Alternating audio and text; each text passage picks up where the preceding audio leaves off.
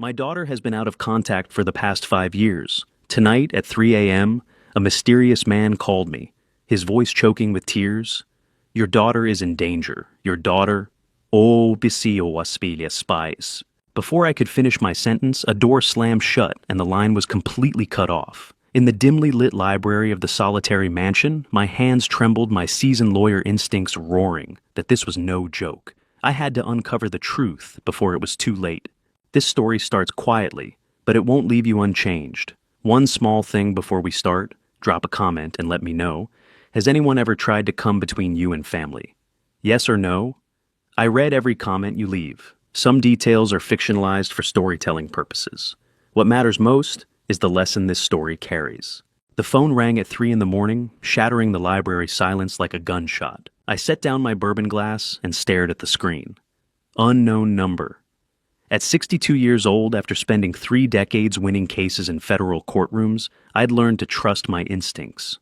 Nobody calls at 3 a.m. with good news. Garrison Vance, I answered, sobbing. Desperate, ragged sobbing from a young man mid-20s, I guessed barely able to form words through whatever terror had seized him. Your daughter, he choked out. Your daughter is in danger. Your daughter... Who is this? I stood, every muscle in my body going rigid. Where is my daughter? There's no time. The voice dropped to a whisper. I shouldn't be... A door slammed in the background. The line went dead. I hit redial. The number rang once, then an automated voice. The number you have dialed is not in service. I tried again. Same result, again. Nothing. My hands shook as I set the phone on the oak table where 5 generations of Vance family lawyers had worked.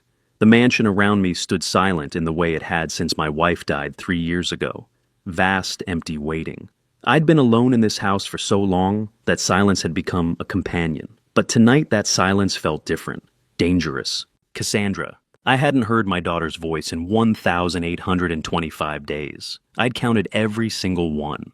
The stranger's sobbing echoed in my mind as I walked through the dark hallway to the east wing. My feet knew the path, without thinking I'd walked it hundreds of times over the past 5 years, always at night, always alone. The door to Cassandra's bedroom stood closed just as she'd left it. I pushed it open. Moonlight fell across furniture exactly where she'd arranged it at 17. Blue curtains she'd chosen herself, books alphabetized on shelves. Her forensic science degree from Georgetown framed on the wall she'd invited me to graduation, at least. Let me sit in the back row. Didn't speak to me afterward. That was 6 years ago, before everything broke. I sat on the edge of her bed and pulled out my phone, scrolling to the last message she'd ever sent me. 3 lines, not even a phone call and email. Dad, I'm getting married next month. I've decided it's best if you don't attend. Cassandra.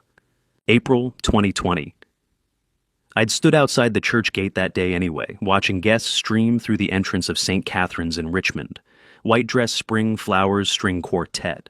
I saw her arrive in a car I didn't recognize, wearing a gown I'd never seen, holding the arm of a man I'd met exactly once. Vance Sterling. The name still tasted like poison. I'd sent birthday cards every year since, all returned unopened. I'd called every Christmas Eve. Voicemail never returned. I'd written letters explaining, apologizing, begging her to just talk to me for 5 minutes. Silence. What kind of danger required a sobbing stranger to risk everything at 3 a.m.? The question burned through my lawyer's mind, trained to see patterns, to find the thread that unraveled the whole case. A young man terrified enough to cry, desperate enough to call a number he shouldn't have. He knew something. Something about Cassandra. Something urgent enough to override his fear. But I didn't even know where she lived anymore. The wedding announcement said Richmond, but she could be anywhere now. The private investigator I'd hired 3 years ago, against every instinct that told me to respect her boundaries, had found an address, a job at a medical research firm, a life that didn't include me. I'd paid him and then deleted the file. If she wanted me gone, I'd stay gone. Except tonight someone had shattered that silence. I stood and walked to her window, looking out over the Virginia estate where she'd grown up. The gardens her mother had planted, the oak tree her grandfather had climbed, the rose bushes that bloomed every spring, whether anyone was here to see them or not. "Where are you, sweetheart?" I whispered to the empty room. The last time we'd actually really spoken face to face was April 2019, the charity gala where she'd introduced me to him, Vance Sterling, 28 years old, perfect smile, expensive suit, hand possessively on her shoulder. Something in his eyes made my prosecutor instinct scream.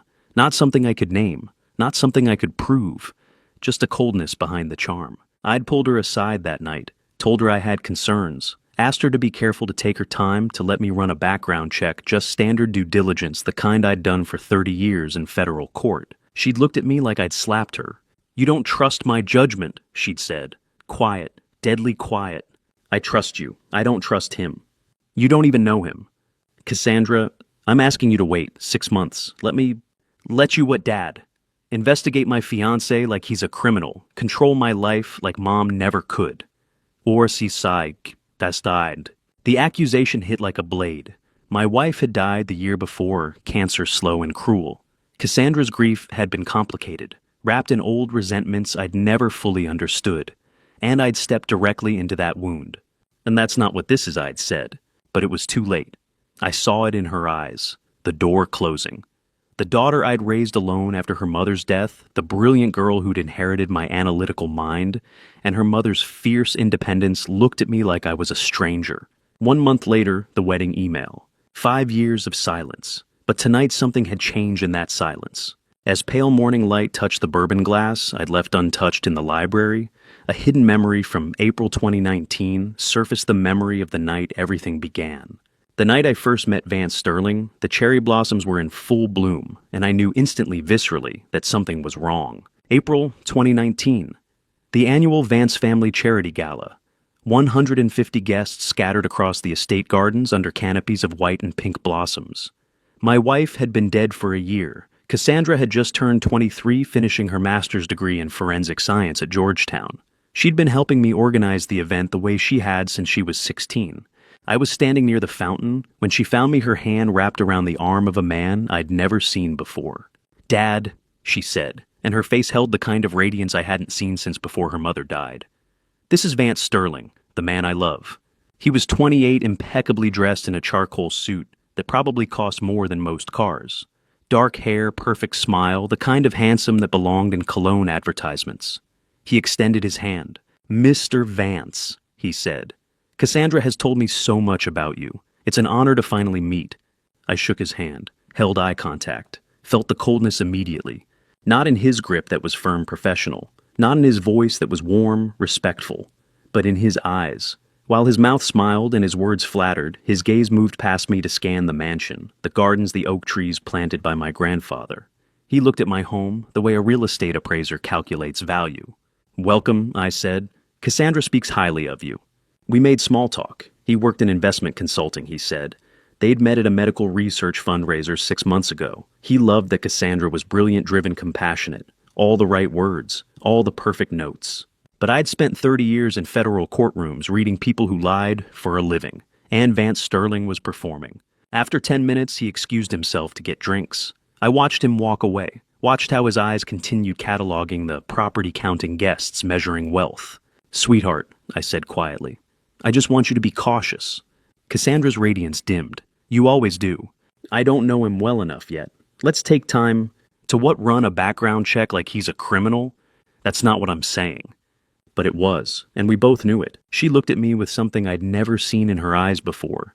Disappointment, hurt, the realization that her father didn't trust her judgment. "Mom always said you saw threats everywhere," she whispered. Then she walked away. That was the last time my daughter looked at me with anything like trust. How many fathers have watched their daughters introduce the man who will destroy them, and known it and been powerless to stop it? I stood in the dawn-lit library 6 years later, that memory burning like acid. The 3 a.m. call echoed in my mind, a sobbing stranger, a warning about danger, a line gone dead.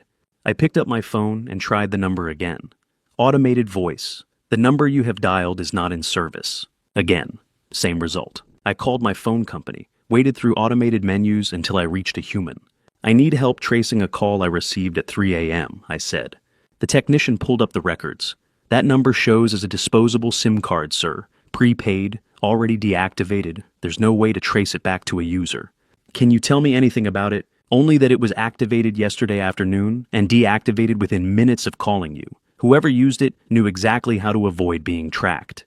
I thanked him and hung up. 7 in the morning. I stood in the kitchen making coffee I wouldn't drink, staring at nothing, trying to piece together fragments. a terrified caller, my estranged daughter, 5 years of silence that might not be silence at all. My laptop chimed. New email, unknown sender, no subject line. I opened it. 2 lines of text, no signature, no context. Meet me, Wednesday 2 p.m., Riverside Cafe, Chester. Come alone, Dr. C.B. That was all. Chester was a small town 1 hour north of Richmond, far enough for discretion, close enough to reach. The kind of place you chose when you didn't want to be seen. Dr. C.B., a medical professional, someone using only initials, someone who knew to contact me, someone who knew something. I read the message 3 times, the careful distance of it, the specific location and time, the warning to come alone. After 30 years in federal courtrooms, I'd learned to read fear in a voice desperation in a message. This email screamed both. Whoever Dr. C.B. was, she was terrified of being traced. The disposable phone, the anonymous email, the public location an hour away. Every choice designed to create distance to avoid detection. But she'd contacted me anyway. That meant whatever she knew was urgent enough to override her fear. I checked the calendar. Today was Monday. Wednesday was 2 days away. 48 hours to wait while my daughter faced whatever danger the sobbing caller had warned about. I stared at the screen. 2 lines from a stranger, an anonymous summons. A meeting that could be a trap, could be a hoax, could be the beginning of understanding what had happened to the daughter I hadn't spoken to in 1,825 days. I didn't reply to the email. Didn't need to. Dr. C.B. had chosen a public cafe in daylight she wanted, witnesses' safety and escape route. She'd be there whether I confirmed or not. In 30 years practicing law, I'd learned one crucial thing. The person trembling when they contact you usually holds the most dangerous truth. I closed the laptop. Wednesday, 2 p.m., Chester. I would be there. Wednesday arrived cold and gray. I drove north for an hour through Virginia countryside, my mind turning over every possibility. A trembling stranger's email. A desperate 3 a.m. call. 5 years of silence that might not be silence at all. The Riverside Cafe sat wedged between a closed pharmacy and a used bookstore in Chester's main street. Small town. Quiet. The kind of place where people noticed strangers. She was already waiting when I arrived, dark coat, trembling hands wrapped around a coffee cup she hadn't touched. I recognized her immediately, not from having met her before, but from the specific kind of fear in her eyes. The fear of someone about to destroy their own life to save someone else's. She stood when I entered, 40 years old, I guessed. Professional clothes beneath the coat, dark circles under eyes that hadn't slept. "Mr. Vance?" she asked quietly. I nodded and sat across from her in the corner booth, far from windows, back to the wall, she'd chosen carefully. "I'm Dr. Chloe Beck," she said, chief obstetrician at Richmond Women's Hospital. "My sister Harper Finch, she kept our mother's name after the divorce as a nurse at Richmond Fertility Specialists." I kept my face neutral. "Go on." 2 months ago, Harper came to my house at midnight. She was crying so hard she could barely speak. Dr. Beck's hands shook around the coffee cup. She told me something she'd done, something she'd been paid to do. Paid by whom? Vance Sterling. She met my eyes. "Your son-in-law paid my sister $120,000 in 6 separate transfers over 18 months. The payment started during your daughter's first IVF cycle." The cafe suddenly felt very small and very quiet. "And what did he pay her to do?" I asked, though some part of me already knew. "To swap the sperm donor sample during the second IVF cycle." Dr. Beck's voice stayed clinical precise. A doctor delivering a diagnosis. Cassandra and Vance had been trying to conceive naturally for 2 years. When that failed, they went to Richmond Fertility Specialists. Standard IVF protocol. Except during the procedure, Harper was instructed to substitute a different donor's genetic material than what was documented in the official records. I felt my hands curl into fists beneath the table. Why would Vance Sterling pay to use a different donor? 6,000 and we and ballad. Because he needed the baby to not be genetically his. He needed proof of infidelity that didn't exist. She took a breath. "Mr. Vance, why are you telling me this? Why now?" "Because your daughter is 9 months pregnant," Dr. Beck said quietly. "And when that baby is born, Vance Sterling is going to destroy her." She reached into her bag and pulled out a manila envelope, slid it across the table. My sister kept copies. She was terrified, but she kept evidence. She knew what she'd done was wrong. She knew eventually she'd have to... Dr. Beck stopped composing herself. "Open it." I did. The first document was a prenuptial agreement, 23 pages. I'd never seen it before. Cassandra had never mentioned signing one, though that wasn't surprising given our estrangement. I flipped through the standard clauses: asset division, property rights, inheritance protections. Then I saw page 7. Dr. Beck reached across and tapped a highlighted paragraph. Section 4.2, she said, infidelity clause. I read it twice to make sure I understood. If either party's infidelity is proven through genetic paternity testing or other medical evidence, the unfaithful spouse forfeits all claims to marital assets and agrees to pay $2,500,000 in damages to the faithful spouse. Additionally, any inheritance or family trust funds shall be redirected to the faithful spouse as compensation for breach of marital contract. 30 years in federal courtrooms, I'd seen fraud, embezzlement, conspiracy. But this was different. This was a 6-year plan to destroy one woman. Keep reading, Dr. Beck said. The next document was a medical record, Vance Sterling's name at the top. Diagnosis from a Richmond urologist dated 4 years ago, before the wedding, before the engagement, before he'd even met Cassandra at that charity gala. Complete azoospermia, 0% sperm motility, congenital bilateral absence of vas deferens. Medical conclusion. Patient is 100% infertile. Natural conception impossible. He knew, I said quietly. Dr. Beck nodded. 4 years before he married your daughter, Vance Sterling was diagnosed as completely infertile. He knew from the beginning that any child would require a sperm donor. The IVF wasn't about starting a family. It was about building the trap. Yes, her voice cracked.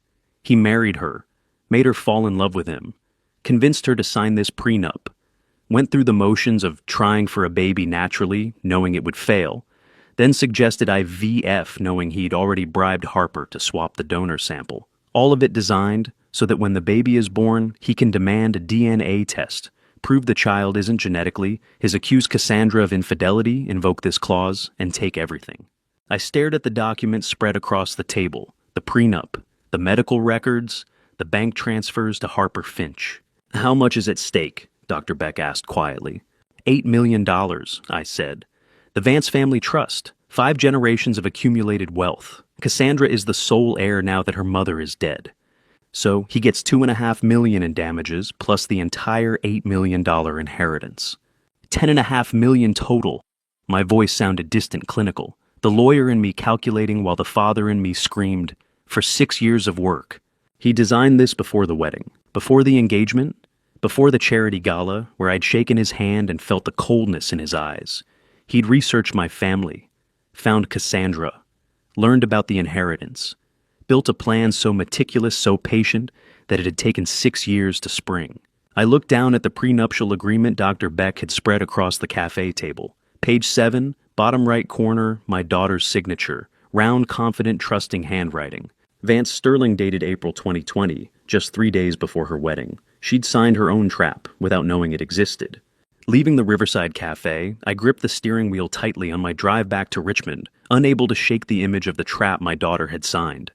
Then I gathered the documents, walked to my car, and started the hour-long drive back to Richmond. The road gave me too much time to think, and suddenly a memory I'd dismissed years ago surfaced with perfect, terrible clarity. October 2018. 6 months before the charity gala, where I'd first shaken Vance Sterling's hand. I'd been at my law office downtown, the one I'd closed 3 years ago after my wife died, when I'd retired from federal practice. It was late afternoon. My assistant had already gone home. The phone rang. Garrison Vance speaking. Mr. Vance, my name is Michael Ross. I'm a freelance journalist working on a piece about generational wealth in Virginia. Young voice, professional, polite. I was hoping to ask you a few questions about your family's estate. I'd done interviews before. Public interest pieces about historic Virginia families. Nothing unusual. What would you like to know? I'd asked. The Vance family estate has been in your family for 5 generations, correct? That's right, since 1847.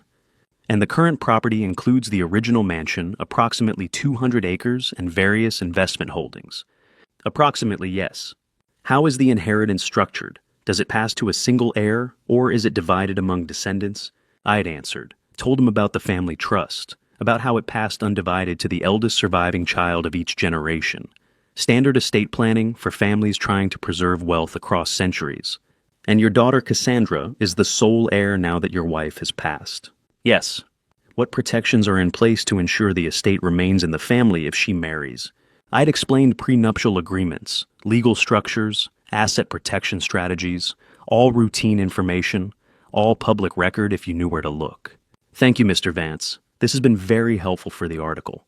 The call had lasted maybe 15 minutes. I'd never seen an article, never thought about it again. Until now. Driving through Virginia darkness, my hands grip the wheel hard enough to hurt. How does a predator choose his prey? He studies them first, learns their wealth, their vulnerabilities, their legal structures, maps out every detail before ever saying hello. There had never been a freelance journalist named Michael Ross. It had been Vance Sterling. 6 months before meeting my daughter at a charity gala, she'd helped organize a gala whose guest list I'd probably discussed in interviews or public records he'd called me directly. Asked me to explain exactly how to steal my family's fortune. And I'd told him. Every detail, every protection, every legal structure he'd need to understand to build the perfect trap. He knew about the money before he knew my daughter's name. I pulled into the mansion driveway just after dark. Didn't go to bed. Went straight to the library, opened my laptop, and started searching. If Vance Sterling had done this before, and Dr. Beck's evidence suggested a pattern, this sophisticated couldn't be his first time. There would be traces. Victims, police reports, something. I searched his name first, nothing.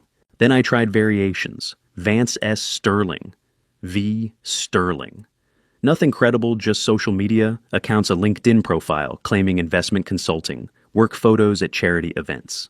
I changed approach, searched for patterns instead of names. Boston, financial fraud, disappeared boyfriend, wealthy victim. 3 pages into the results I found it. A tabloid article from January 2017, small headline, bad photograph. This Back Bay woman reports $350,000 loss after boyfriend vanishes. Police investigating. I clicked through. Valerie DuPont, 40 years old at the time, had reported her boyfriend of 18 months missing, along with $350,000 from her investment accounts. She'd met him at a fundraiser. He'd worked in finance. They'd moved in together. She'd trusted him with access to certain accounts for estate planning purposes. One morning, she'd woken up to find him gone. Money gone, no note, no explanation. Just empty closets and empty accounts. Boston police had opened an investigation. The article mentioned they were gathering evidence, interviewing witnesses, tracking financial transactions. I kept reading, found 2 follow-up pieces. February 2017. Police continue investigation into missing boyfriend, $350,000 theft. March 2017, nothing. I searched for more recent articles. Found one from April 2017, buried in the local news section. DuPont investigation, quietly closed, no charges filed. The article was 3 paragraphs. Authorities had opened the case in January, gathered evidence for 3 months, then the investigation was quietly closed. No arrests, no explanation. Case sealed by order of the district attorney's office. Valerie DuPont had declined to comment. I searched for the suspect's name in the original articles. Never mentioned. The photo they'd included was deliberately obscured, pixelated face, blurred features. But the physical description was there. Male, late 20s, dark hair, finance background, charming, well-dressed, met victim at charity fundraiser. 3 months of investigation, then nothing. Cases don't just close themselves. I'd worked in federal courtrooms for 30 years. I knew exactly what it took to make a criminal investigation disappear. Not just stop disappear. Sealed records, no charges, no explanation. It required money, serious money, or power, serious power, or someone with both who had a reason to protect Vance Sterling. The timeline fit perfectly. Boston in 2017, 8 years ago. Vance would have been around 23, the same age he'd been when this pattern apparently began. Same method, find a wealthy woman, gain her trust, access her money, disappear. Except this time, he'd refined the approach. This time, he hadn't just stolen and run. He'd married the target, built a 6-year trap, made it legal, made it look like her fault. I stared at the screen at the words, "Case quietly closed," glowing in the darkness of my library. In 30 years practicing federal law, I knew exactly what it took to make a criminal investigation disappear, money power, or both. The question was simple and terrifying. Who had protected Vance Sterling in Boston 8 years ago? I didn't sleep that night. Spent the hours searching for private investigators in Richmond, reading reviews, checking credentials. Looking for someone with the skills to dig where police had been paid to stop digging. By dawn, I had a name. Thursday morning, I stood outside Crawford Investigations in the Richmond suburbs, knowing I'd reached the edge of what I could uncover alone. The office sat above a dry cleaner in a small commercial building. Single door, frosted glass window with black lettering. No receptionist. I knocked. "It's open!" a woman's voice called. I pushed through into a space smaller than my library. The walls were plastered with case photos, newspaper clippings, red wire connecting names and dates like a spider's web. 2 desks, one buried under file boxes, the other holding 3 computer monitors showing what looked like financial databases. Melissa Crawford sat at the clean desk, 35 years old, with sharp eyes that sized me up. In the 3 seconds it took me to close the door. Former Richmond PD detective, according to her website. 8 years on the force before going private. "Mr. Vance?" she asked. "Yes." "Sit." She gestured to the chair across from her. "You said on the phone it was urgent. Family matter, time sensitive, start from the beginning." I did. Told her about the 3 a.m. call. About meeting Dr. Chloe Beck in Chester. About the IVF fraud Harper Finch bribed to swap sperm samples during my daughter's 2nd cycle. About the prenup trap with its infidelity clause designed to steal everything. About Vance Sterling's medical records proving he'd been completely infertile for 4 years before the wedding. I told her about the journalist call from October 2018. About researching my family's wealth 6 months before ever meeting Cassandra. About the Boston victim Valerie DuPont, who'd lost everything to a man matching Vance Sterling's description before the investigation mysteriously closed. Melissa listened without interrupting. Took notes on a yellow legal pad. Didn't react when I mentioned the dollar amounts. Didn't flinch when I described the scheme. When I finished, she set down her pen. 10 years ago, she said quietly, my younger sister Emily met someone like Vance Sterling, charming, attentive, perfect on paper. They dated for 6 months. He convinced her to invest her life savings in a business opportunity he was developing. $40,000, everything she had. Melissa's jaw tightened. One morning, she woke up and he was gone. Money gone. Phone disconnected. The business never existed. She filed a police report. They opened an investigation, then it quietly closed. No explanation, no charges. She looked at the wall of case photos. 2 months later, my sister was dead. Pills and vodka. The shame destroyed her faster than the financial loss. She couldn't face what she'd trusted, what she'd believed, what she'd lost. The office fell silent. We both knew what it meant to watch someone you love walk into a trap you could see, but they couldn't. That's why I left Richmond PD, Melissa continued, because the system couldn't or wouldn't stop men like that. So I do it privately now, one case at a time. She pulled a contract from her desk drawer and pushed it across the table. I need full access, she said. Bank records, phone records, emails, anything you have on Vance Sterling. Anything Dr. Beck gave you. Anything you found on your own. I work fast, but I need everything. I signed without reading it. Melissa raised an eyebrow. Most clients ask about the fee before signing. This is my daughter. She nodded slowly. Then we don't have time to waste. I'll start with digital forensics, phone records, financial transactions, the electronic trail he thinks he's hidden. These men are meticulous, but they're not perfect. There's always a crack somewhere. How long? I asked. It'll give me a week, maybe 10 days. I'll need to... My daughter is due in 3 weeks, I said. Maybe less. Melissa stopped. She's 9 months pregnant. Yes. And when the baby is born, Vance Sterling will demand a DNA test to prove it's not genetically his. Exactly. Then claim infidelity and invoke the prenup clause. Taking everything, $10.5 million total, plus whatever assets she's accumulated. Then he disappears. Melissa sat back in her chair, processing the timeline. 3 weeks, she said quietly. How do you build a case in 3 weeks when the predator has been planning for 6 years? I can move faster, Melissa said. Cut corners. Focus on the critical evidence, the IVF fraud, the medical records, the Boston connection.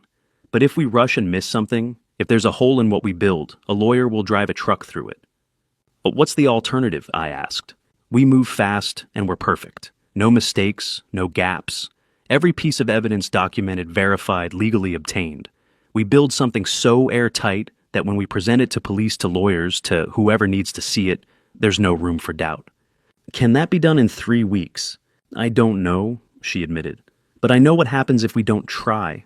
She opened her laptop, fingers already moving across the keyboard. "One more thing," she said without looking up. "If Vance Sterling realizes we're investigating, he'll accelerate his timeline. He'll spring the trap early before we're ready. So, we work quietly. No contact with Cassandra. No confrontation with Vance. No ripples." "Understood. You said Dr. Beck gave you bank transfer records showing payments to Harper Finch." That's on. I pulled out the manila envelope and spread the documents across her desk. Prenup, medical records, bank statements. Melissa scanned them with the practiced eye of someone who'd reviewed thousands of case files. "This is good," she said. "This is a start, but we need more. We need to trace where Vance Sterling's money comes from, how he's been funding this operation, whether he's done this before Boston, whether there are other victims." She looked up. 3 weeks, she repeated. Melissa closed her laptop and looked at me across the desk, cluttered with other people's tragedies. "We'll need to move faster than he expects," she said quietly. "And we'll need to be perfect because if Vance Sterling realizes we're investigating, he'll accelerate his timeline." The question hung between us, unspoken but understood. Could we expose 6 years of planning in less than a month? We had 21 days. Melissa promised she'd work faster than any investigator I'd ever seen. I believed her had to believe her. The alternative was watching my daughter lose everything while I stood helpless. I didn't have to wait long. Friday morning, Melissa called with 2 words that would rewrite everything I thought I knew about the past 5 years. "Data's in." I drove to her office in 20 minutes. Melissa was staring intensely at her monitors, her fingers flying across the keyboard. "I started digging into Vance's digital footprint and communication logs," she said, turning a screen toward me. "Look at this. He installed a high-end message spoofing software on both your phones 5 years ago. It explains the silence. And you thought she wanted nothing to do with you." Melissa's voice was gentle but firm. "That's what Vance Sterling designed. Complete isolation, manufactured silence. He didn't just separate you physically, he made you both believe the other had chosen the separation." I thought of the nights I'd stood in Cassandra's empty bedroom, wondering what I'd done wrong. The Christmases I'd called her number, knowing she wouldn't answer, but trying anyway. The cards I'd sent that came back unopened. She'd been doing the same thing, reaching for me, while Vance Sterling's software swallowed every attempt. "Can this be proven in court?" I asked. "With the carrier data and the software forensics, yes. It's documented, time-stamped, admissible." Melissa closed that screen and opened another. "But there's more." She pulled up medical records. I recognized the Richmond Fertility Associates letterhead. Vance Sterling's patient file. Took some creative sourcing to get this, and I'd rather not explain how, but it's verified. She highlighted a diagnosis dated March 2020. Complete male infertility. Azoospermia. 0% sperm motility. Irreversible condition. Genetic cause. Documented 5 years ago. I leaned closer to the screen, reading the clinical language that spelled out medical certainty. Vance Sterling could never father a child naturally. Ever. The diagnosis was absolute. When did he suggest I VF to Cassandra? I asked, though some part of me already knew. Melissa checked her notes. September 2023, 3 years after this diagnosis, during which he pretended they were trying naturally. 6 months. He'd known for half a year that conception was impossible without a donor. Had sat with that knowledge. Had planned. Had decided exactly how to weaponize it. He didn't want a child, Melissa said quietly. He wanted evidence, a baby whose genetics could be tested, a donor situation he controlled, proof he could manufacture and present as adultery. He used her dream of becoming a mother as the trap. Yes, I thought about Cassandra at 28, wanting children, trying naturally for years, while her husband secretly knew it was impossible. The hope that must have lit up when he suggested I IVF. The trust she must have felt that he was committed to building a family with her. He turned her hope into a weapon. First cycle failed, probably by design. Second cycle, Harper Finch swaps the donor sample per Vance's instructions. And the moment that child is born, I said, Vance demands a DNA test, proves the baby isn't genetically his, accuses Cassandra of infidelity, invokes the prenup clause. Taking everything, Melissa finished. The inheritance, the penalties, everything she has. We sat in silence in her small office, surrounded by evidence of calculated cruelty. The message spoofing software that had stolen 5 years of father-daughter communication. The medical diagnosis that Vance had hidden while pretending to share Cassandra's dream. The IVF process that was never about family-only fraud. She went through 2 years of thinking her body had failed her, I said quietly. Every month, every failed attempt, all of it theater he designed from the beginning. And she had no idea, Melissa said. She thought she was failing. He made sure of that. He'd taken her desire to become a mother and used it as the foundation of her destruction. Understanding cruelty and stopping it required different tools. Melissa and I now had the evidence of what Vance had done.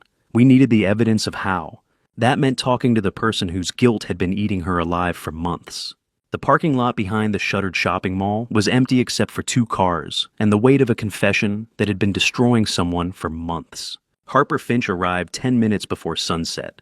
I watched her park 3 spaces away from my car engine, running for a full minute before she turned it off. When she finally stepped out, I understood why Dr. Beck had called her sister's condition critical. 30 years old with dark circles so deep they looked like bruises, trembling hands, the kind of exhaustion that comes from carrying guilt you can't set down. She walked to my passenger door. I unlocked it. She got in without a word. "Mr. Vance," she said quietly, "your investigator said you wanted to hear it from me directly." "I do."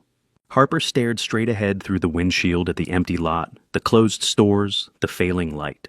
10 months ago, Vance Sterling came to Richmond Fertility Specialists. I was working intake that day. He asked to speak with me, privately said it was sensitive. We went to one of the consultation rooms. Her voice was flat, clinical, like she'd rehearsed this 1,000 times in her head.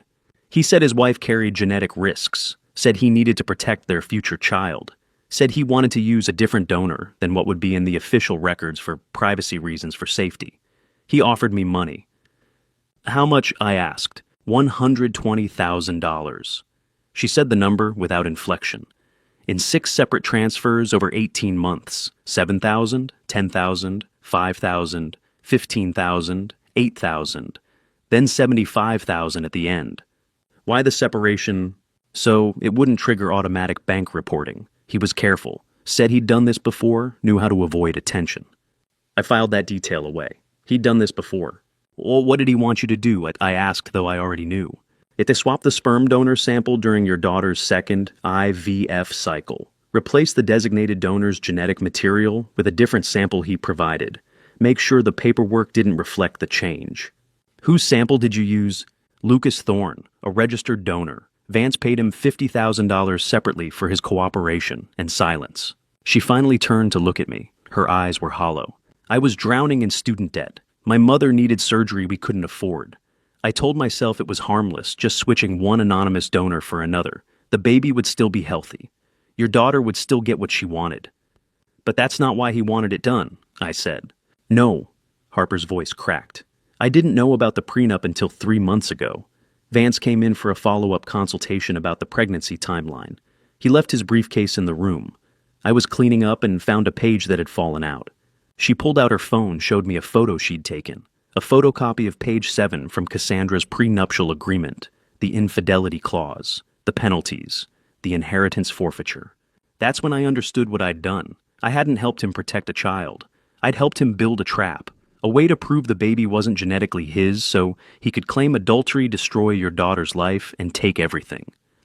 Why didn't you come forward then? Barsit stated styled.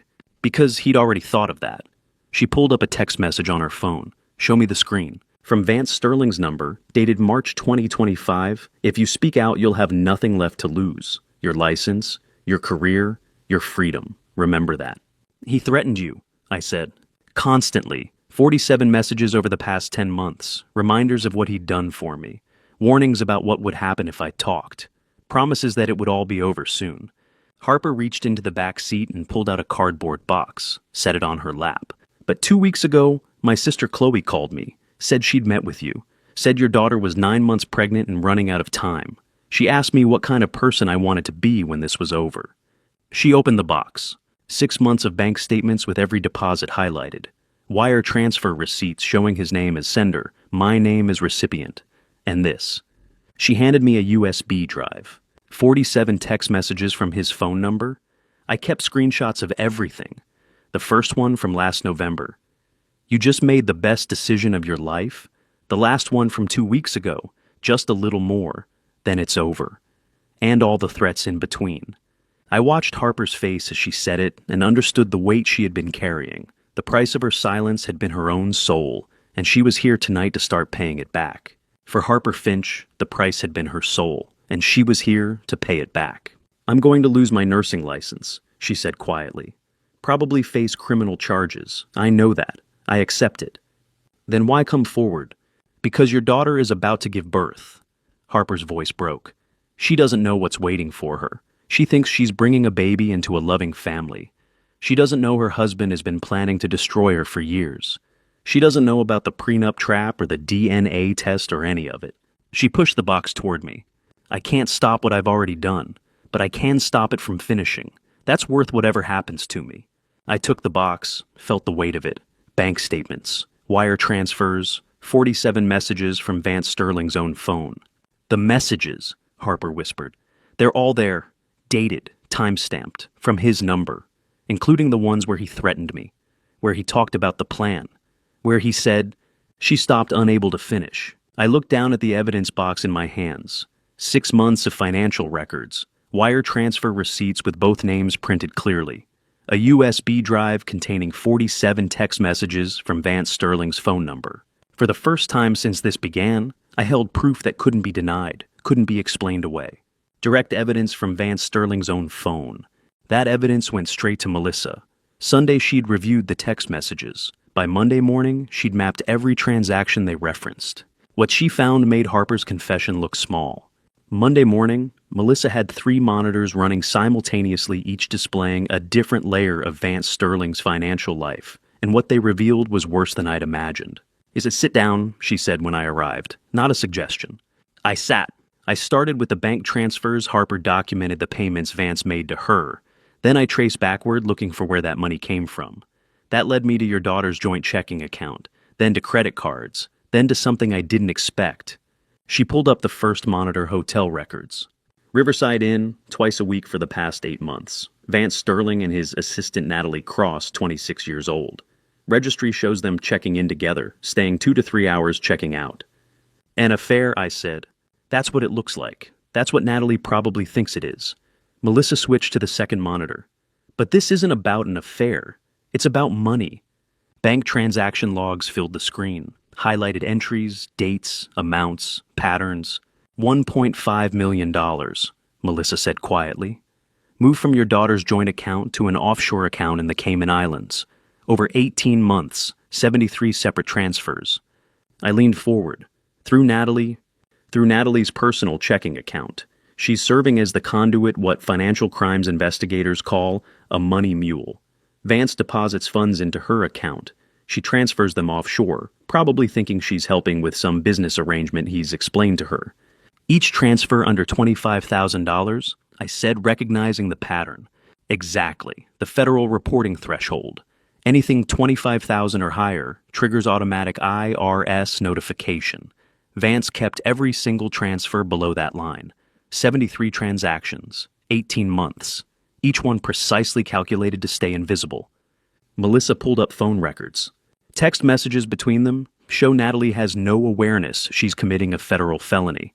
She thinks the relationship is genuine. She thinks the financial transactions are legitimate business. Meanwhile, Vance is systematically draining your daughter's assets and moving them beyond legal reach. I stared at the numbers. 73 transfers, $1.5 million, laundered through a 26-year-old woman who believes she was in a relationship. Does Natalie know about the prenup trap? I asked.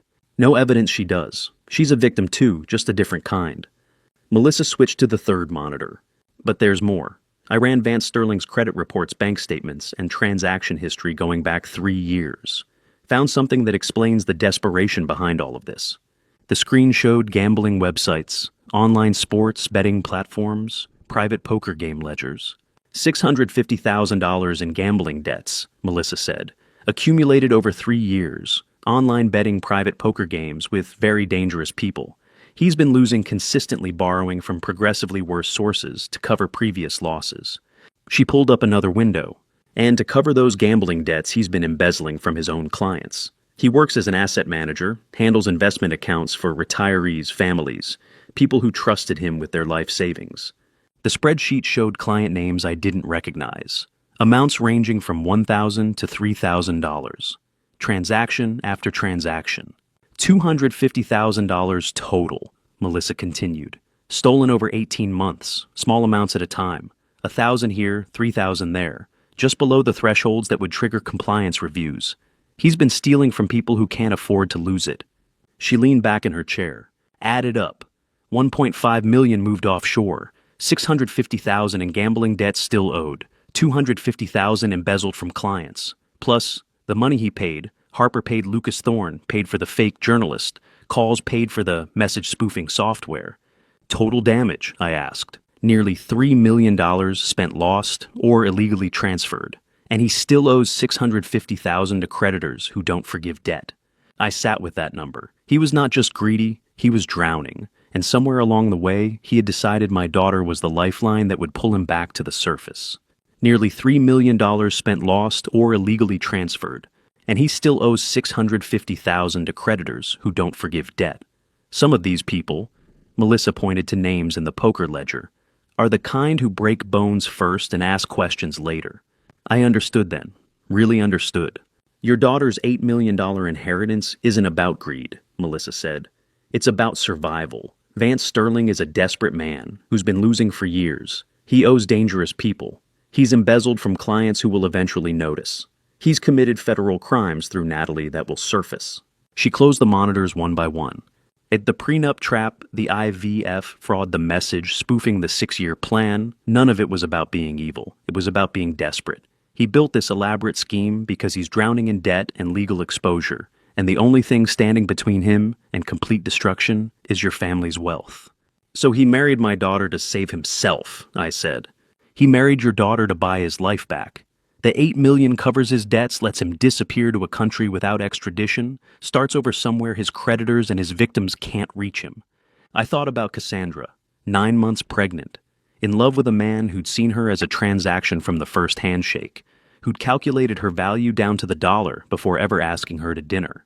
How much time do we have? I asked. Your daughter's due date is in 2.5 weeks, maybe sooner. The moment that baby is born, Vance will demand the DNA test.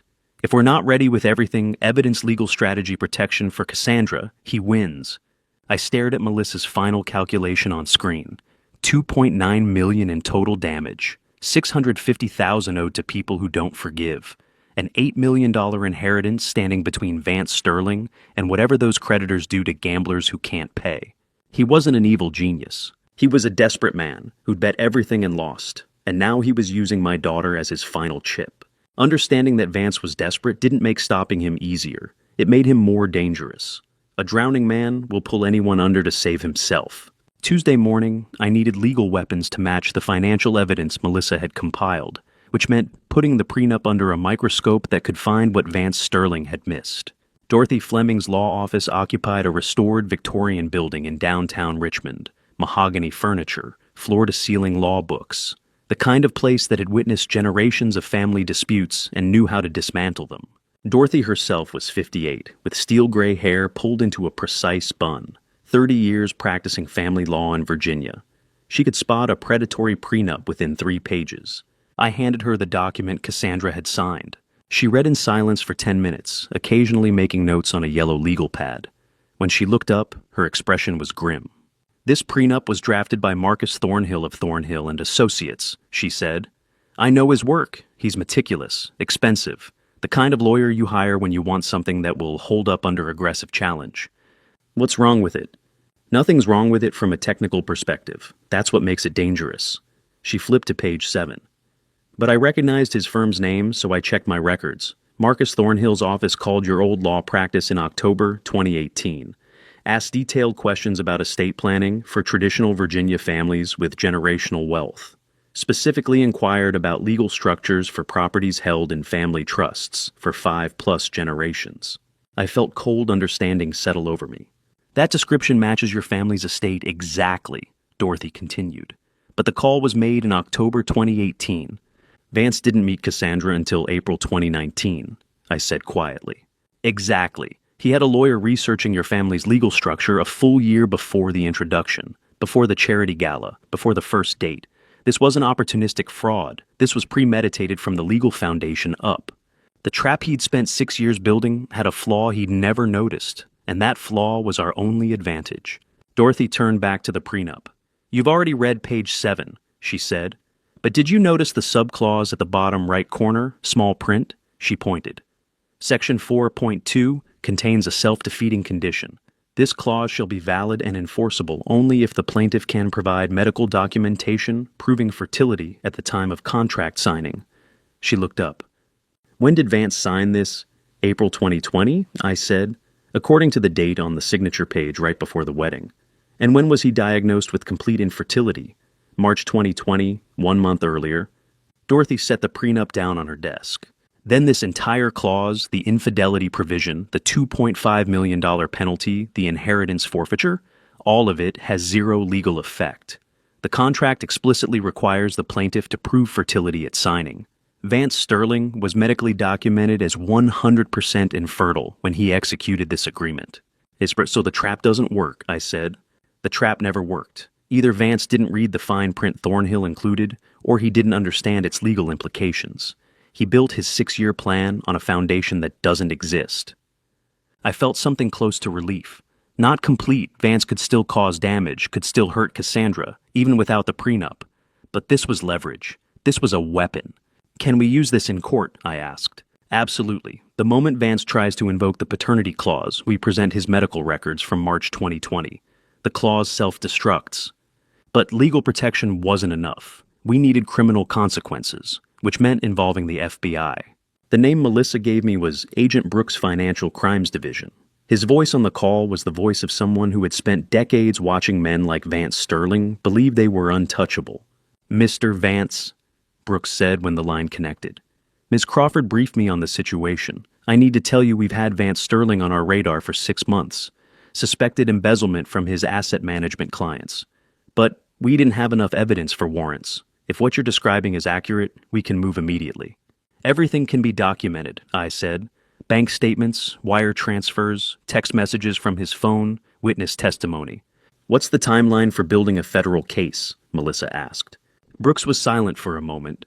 8 weeks minimum, he said finally. "You're talking about international accounts, fake passport, multiple jurisdictions. We need to coordinate with Cayman Islands. Authorities verify the offshore transfers, build a chain of evidence that will hold in federal court. If we rush it and leave holes, he walks.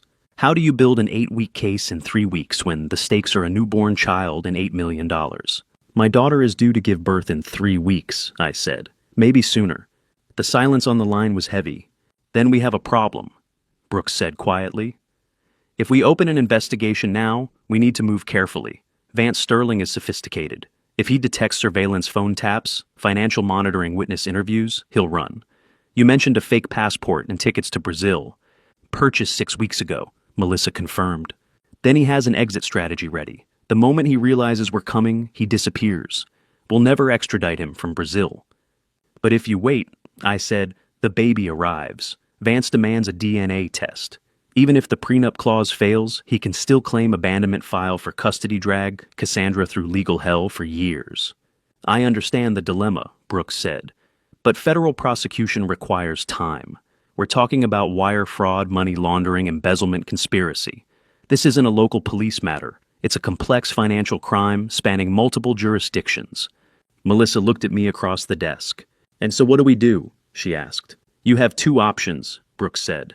"Rush the investigation, risk him fleeing before we can arrest him, lose any chance at prosecution, or build the case properly, knowing the baby might arrive before we're ready."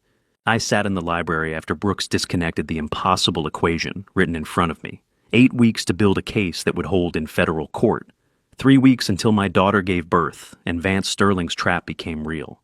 Melissa looked at me across the desk.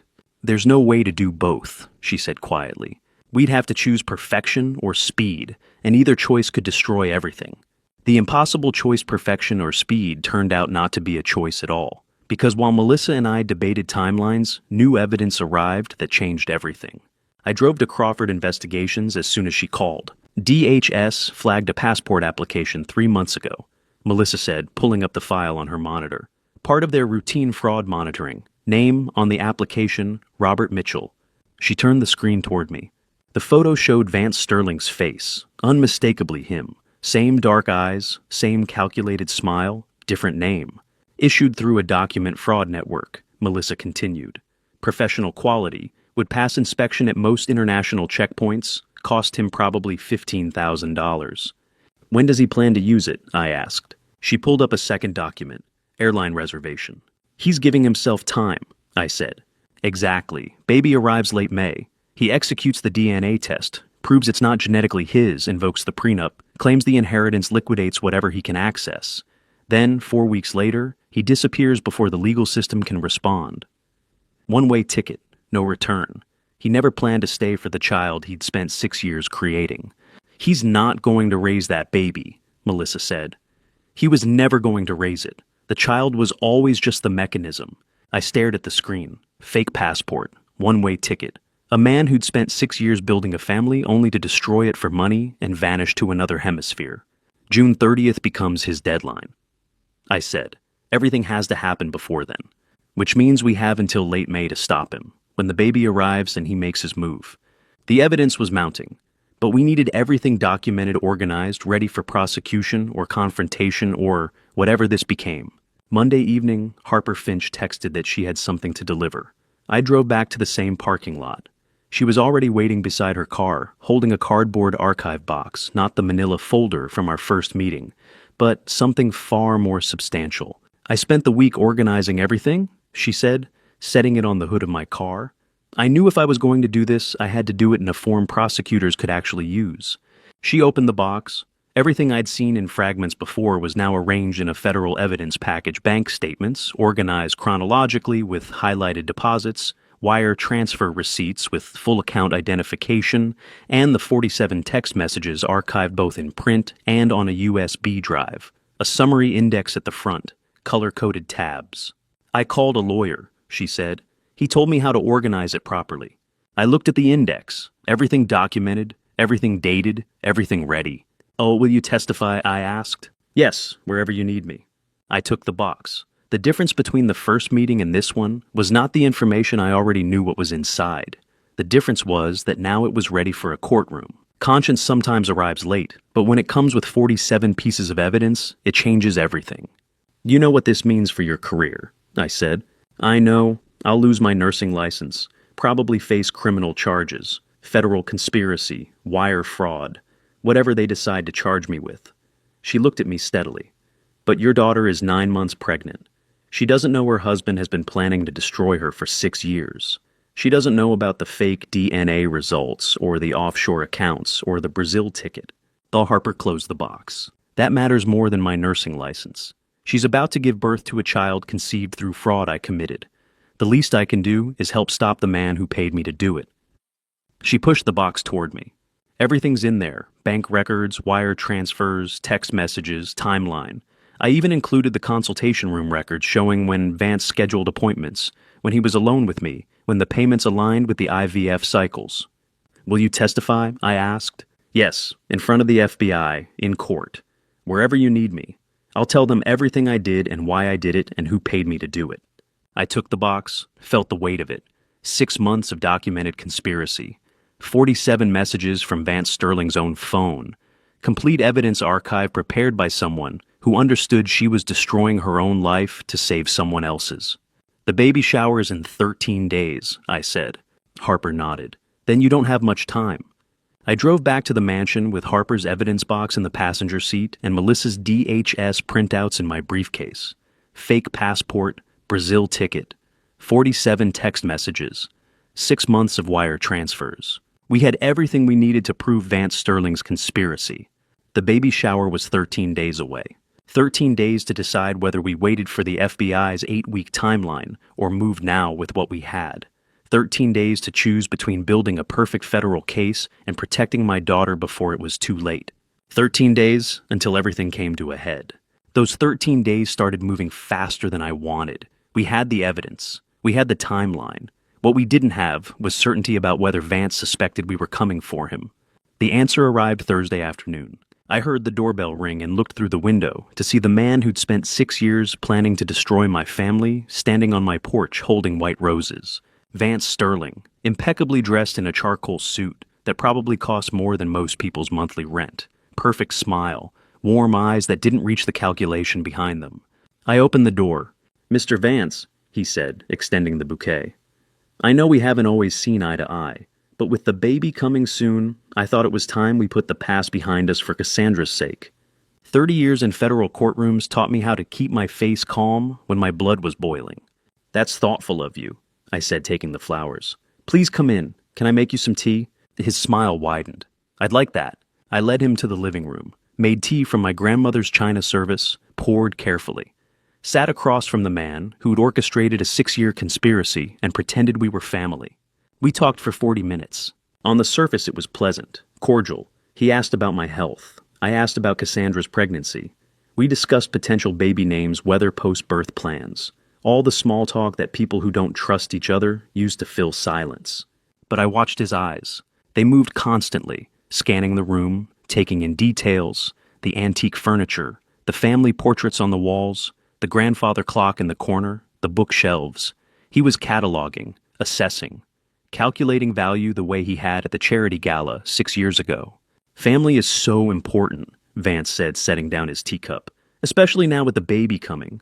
I'm glad we had this opportunity to reconnect before everything changes." "I couldn't agree more," I said. He stood to leave, shook my hand. The grip was firm, confident. The grip of someone who thought he was winning. "Thank you for the tea, and for hearing me out." "Of course." I walked him to the door, watched his black Audi pull out of the circular driveway, watched until the taillights disappeared down the tree-lined road. Then I pulled out my phone and called Melissa. "He just left," I said. "Come now." She arrived 15 minutes later, carrying a black case I didn't recognize. "RF scanner," she said, opening it to reveal equipment that looked like something from a spy movie. "Radio frequency detector. If he planted listening devices, this will find them." "You think he bugged my house during a 40-minute tea conversation?" "I think a man who spent 6 years planning this doesn't make courtesy calls." She was right. Melissa started in the living room where we'd sat, moved the scanner slowly across the furniture, the walls, the decorations. The device stayed silent until she reached the air vent near the ceiling. "Beep." "Here," she said quietly. "Living room vent, professional grade." She continued through the house. Kitchen beep behind the coffee maker, library beep inside my desk lamp, hallway beep behind the family portrait frame, master bedroom beep behind the mirror, small study beep in the bookshelf. 6 devices total. Melissa laid them out on the library table. Tiny, professional, voice-activated. "These are high-end surveillance equipment," she said, her face pale. "Probably activated by sound transmit to a remote receiver, range of several hundred feet. He's been listening to everything." "How long have they been here?" I asked. "Could have been installed today during the visit. Could have been placed weeks ago by someone with access to the house. Either way, they're live now." I stared at the 6 tiny devices. Thought about every conversation Melissa and I had in this house over the past 2 weeks, with Dorothy, with Agent Brooks on speakerphone, every plan we'd discussed, every strategy we'd developed. "He's heard everything," Melissa said quietly. "Every conversation about the evidence, about Harper's testimony, about the FBI timeline. He knows we're investigating him. What's the advantage in knowing your enemy is listening? You control what he hears. Leave them where they are," I said. Melissa looked at me like I'd lost my mind. "What? Put every single one back, exactly where they were. Garrison, if these stay active, he'll hear everything we—" "That's the point," I interrupted. "He wants to listen." "Fine, let's give him something to hear." Understanding dawned across her face. "You want to run a disinformation campaign," she said slowly. "Make him think he's winning. If Vance believes we're struggling, believes the investigation is failing, believes he has time, he stays. He doesn't flee to Brazil early. He doesn't change his plans. He gets comfortable. And comfortable men make mistakes." "Exactly." Melissa picked up the first device, the one from the living room vent, turned it over in her hands. "What do we feed him?" she asked. Doubt, frustration, dead ends. We stage conversations about how the evidence isn't strong enough, how the FBI needs more time we don't have, how Harper's testimony might not hold up, how we're running out of options. Make him think the trap is failing before it can spring. Make him think he's won. Melissa looked at the 6 devices, then at me. This is dangerous. If he realizes we're playing him, he won't, because we're not going to overplay it. Just enough doubt, just enough apparent weakness, enough to keep him here, keep him confident, keep him following his original timeline instead of accelerating. She carefully replaced the first device in the living room vent, then the second in the kitchen, the third in the library lamp, the fourth behind the portrait, the fifth behind the bedroom mirror, the sixth in the study bookshelf. When she was done, she looked at me with something close to admiration. "You want to make him think he's winning," she said. I nodded. Vance Sterling thought surveillance gave him power, thought listening to our conversations put him ahead of the game. Making Vance think he knew our moves meant giving him a performance worth believing. Monday evening, Melissa and I prepared our script. We sat in the library, the room with the listening device hidden inside the desk lamp. Melissa had her laptop open case files spread across the table. We both knew Vance was listening somewhere, probably in his car or home office headphones on recording every word. Time to give him what he wanted to hear. "I'm worried we're missing something," I said, loud enough for the device, but natural enough to sound unrehearsed. "The forensic timeline doesn't line up the way I thought it would." Melissa played her part perfectly. "What do you mean?" "The IVF records. The dates Harper gave us, are we sure we interpreted them correctly? What if the second cycle wasn't when the swap happened?" "You think we got the timeline wrong?" I rubbed my face, performing exhaustion. "I don't know. I thought I understood the medical documentation. But now I'm second-guessing everything. Every sentence was calculated theater. Every pause is deliberate." "What about the prenup?" Melissa asked. "Dorothy said the fertility clause invalidates it." "Maybe. Or maybe we're reading too much into fine print that won't hold up in court. I've seen contracts with similar language upheld despite technicalities." So you're reconsidering the legal strategy." "I'm reconsidering whether we have enough. The FBI says 8 weeks. Cassandra gives birth in less than 3. We're running out of time, and we don't have all the pieces." Melissa shuffled papers. "The financial transfers, are they enough?" Vance could claim those were legitimate business transactions. Harper could recant her testimony under pressure. The passport authentication. What if the documents Homeland Security flagged aren't actually his? En Bessir. I watched my reflection in the library window. Former federal prosecutor who'd spent 30 years building cases, now performing doubt about evidence I knew was airtight. The role reversal created a strange cognitive dissonance. But Vance was listening, and he needed to believe we were failing. "Maybe we need to consider a settlement," I said quietly. "Talk to Cassandra. See if there's a way to resolve this without destroying the family." "You're serious," Melissa said. "I'm tired, and I'm not sure we can win this in the time we have left." The performance was complete. Doubt, frustration, defeated exhaustion, wrong dates, incorrect financial amounts, fabricated uncertainty about passport forensics. Vance Sterling would hear exactly what made him dangerous. Confirmation that his plan was working, that we were scrambling, that he had time. Melissa and I sat in silence for another minute. Then she closed her laptop. "Good," she whispered, too quiet for the device. I nodded. We'd planted the seeds. Now we waited to see if Vance would get comfortable enough to stay, instead of running. Tuesday evening my phone rang. "Agent Brooks." "Mr. Vance," he said. "Something's happened. Something significant." I put him on speaker, walking to my study, the room, without a listening device. "What is it?" 3 hours ago, Natalie Cross walked into the Richmond FBI field office, alone, asked to speak with someone about financial crimes and Vance Sterling. I sat down. "What?" She brought evidence. Recordings of Vance discussing the offshore accounts with her. Text messages about timing the IVF fraud. Financial records showing the transfers through her personal account. She's terrified. Wants immunity in exchange for testimony. "He used her," I said.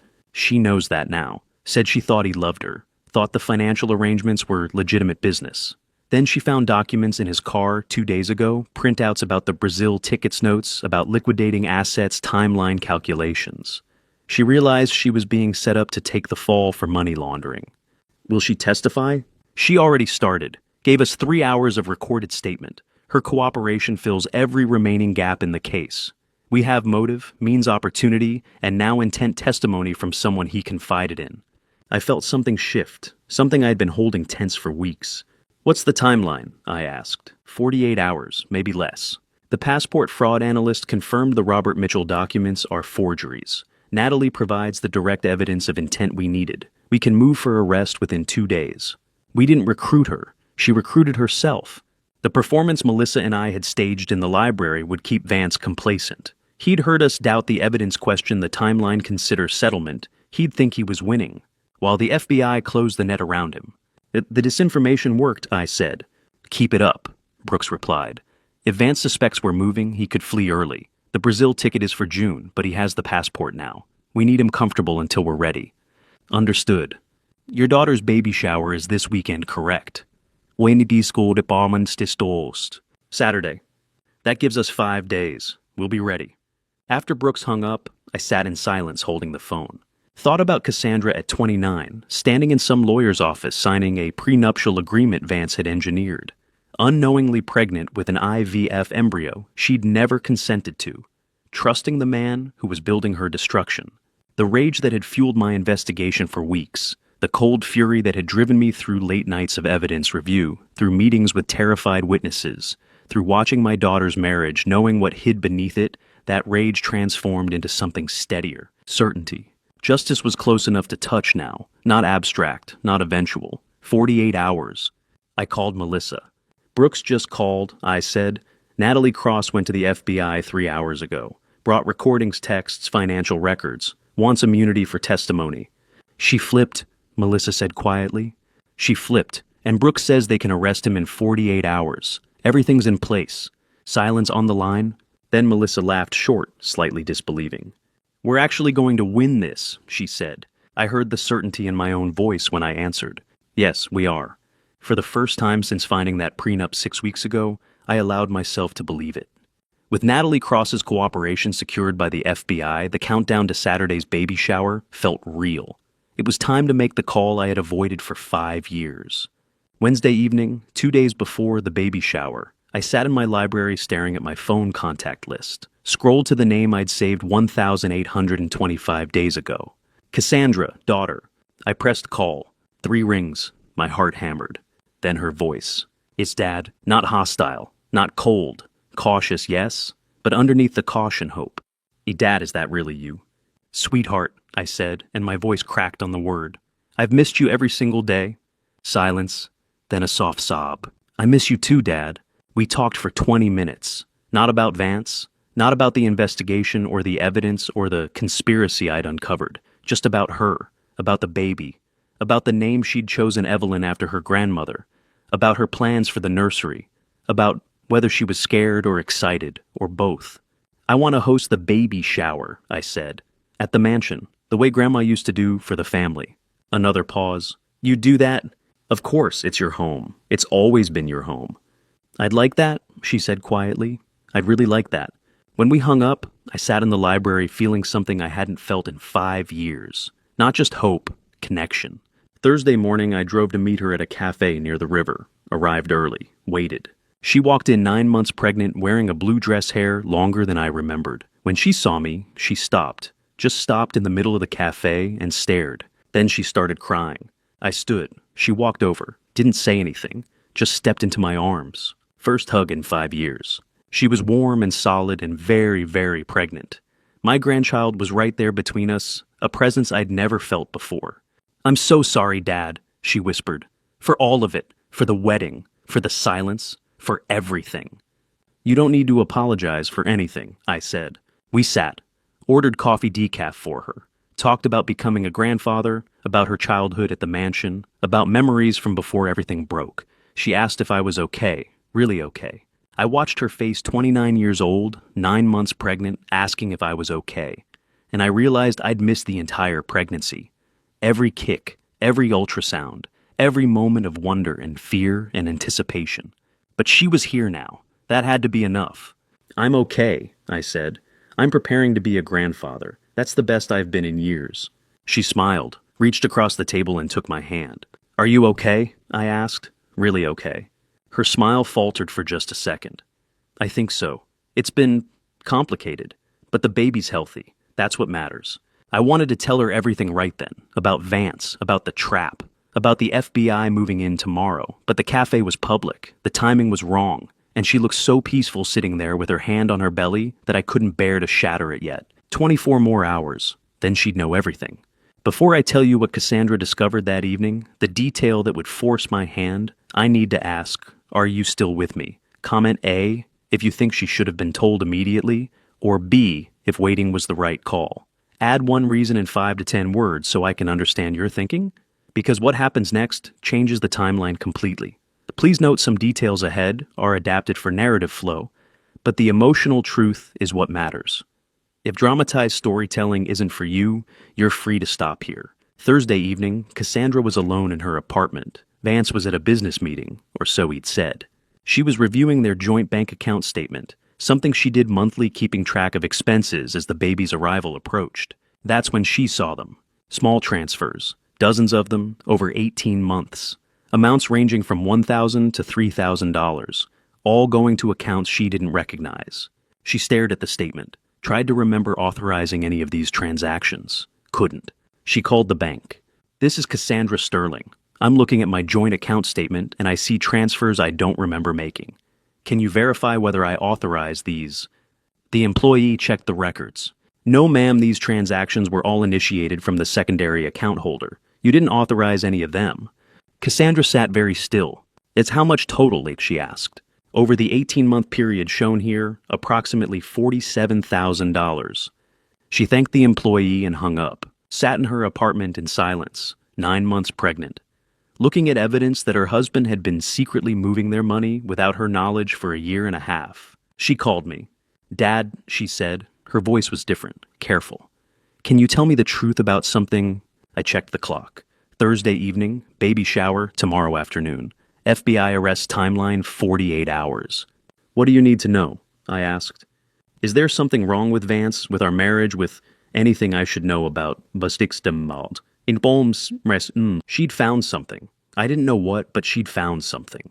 Cassandra, please, Dad, just tell me the truth.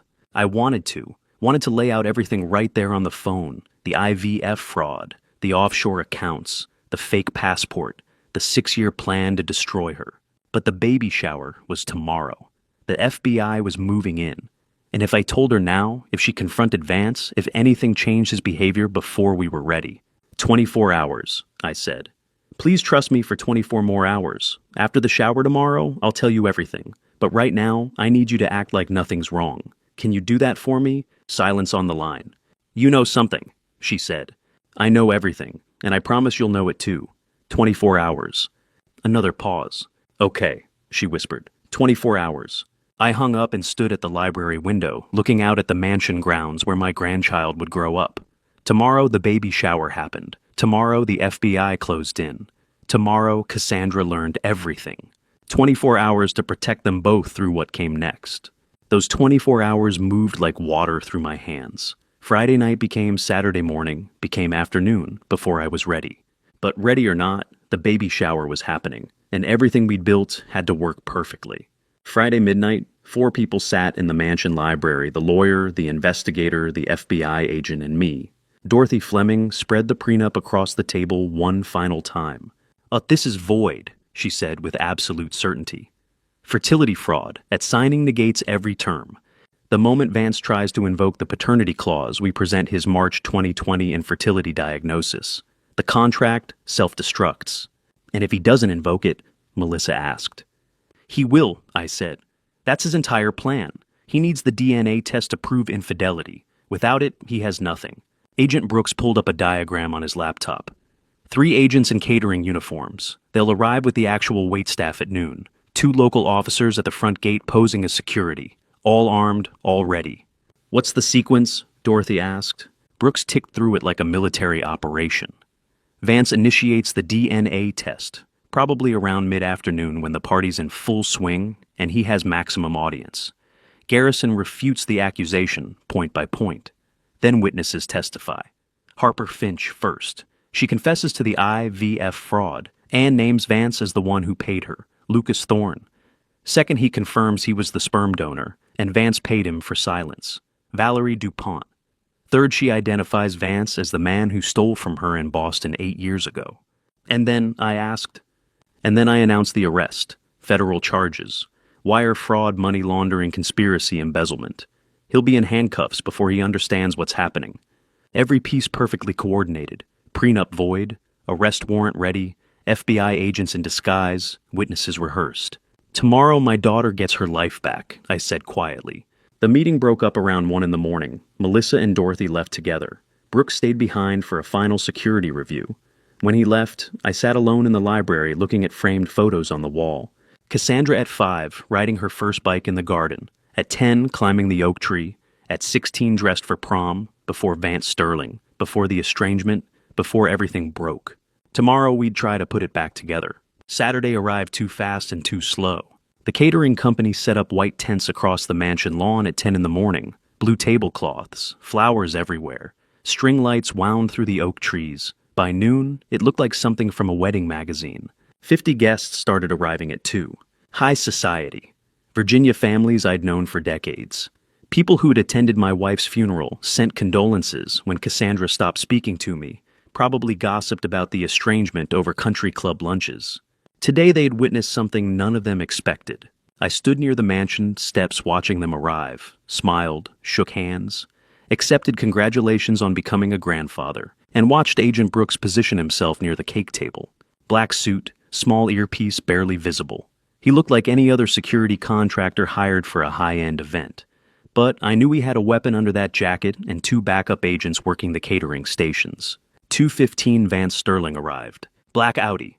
Passenger door opened. Cassandra stepped out 9 months pregnant in a cream-colored dress. And Vance came around to take her arm. Perfect smile. Protective hand on her back.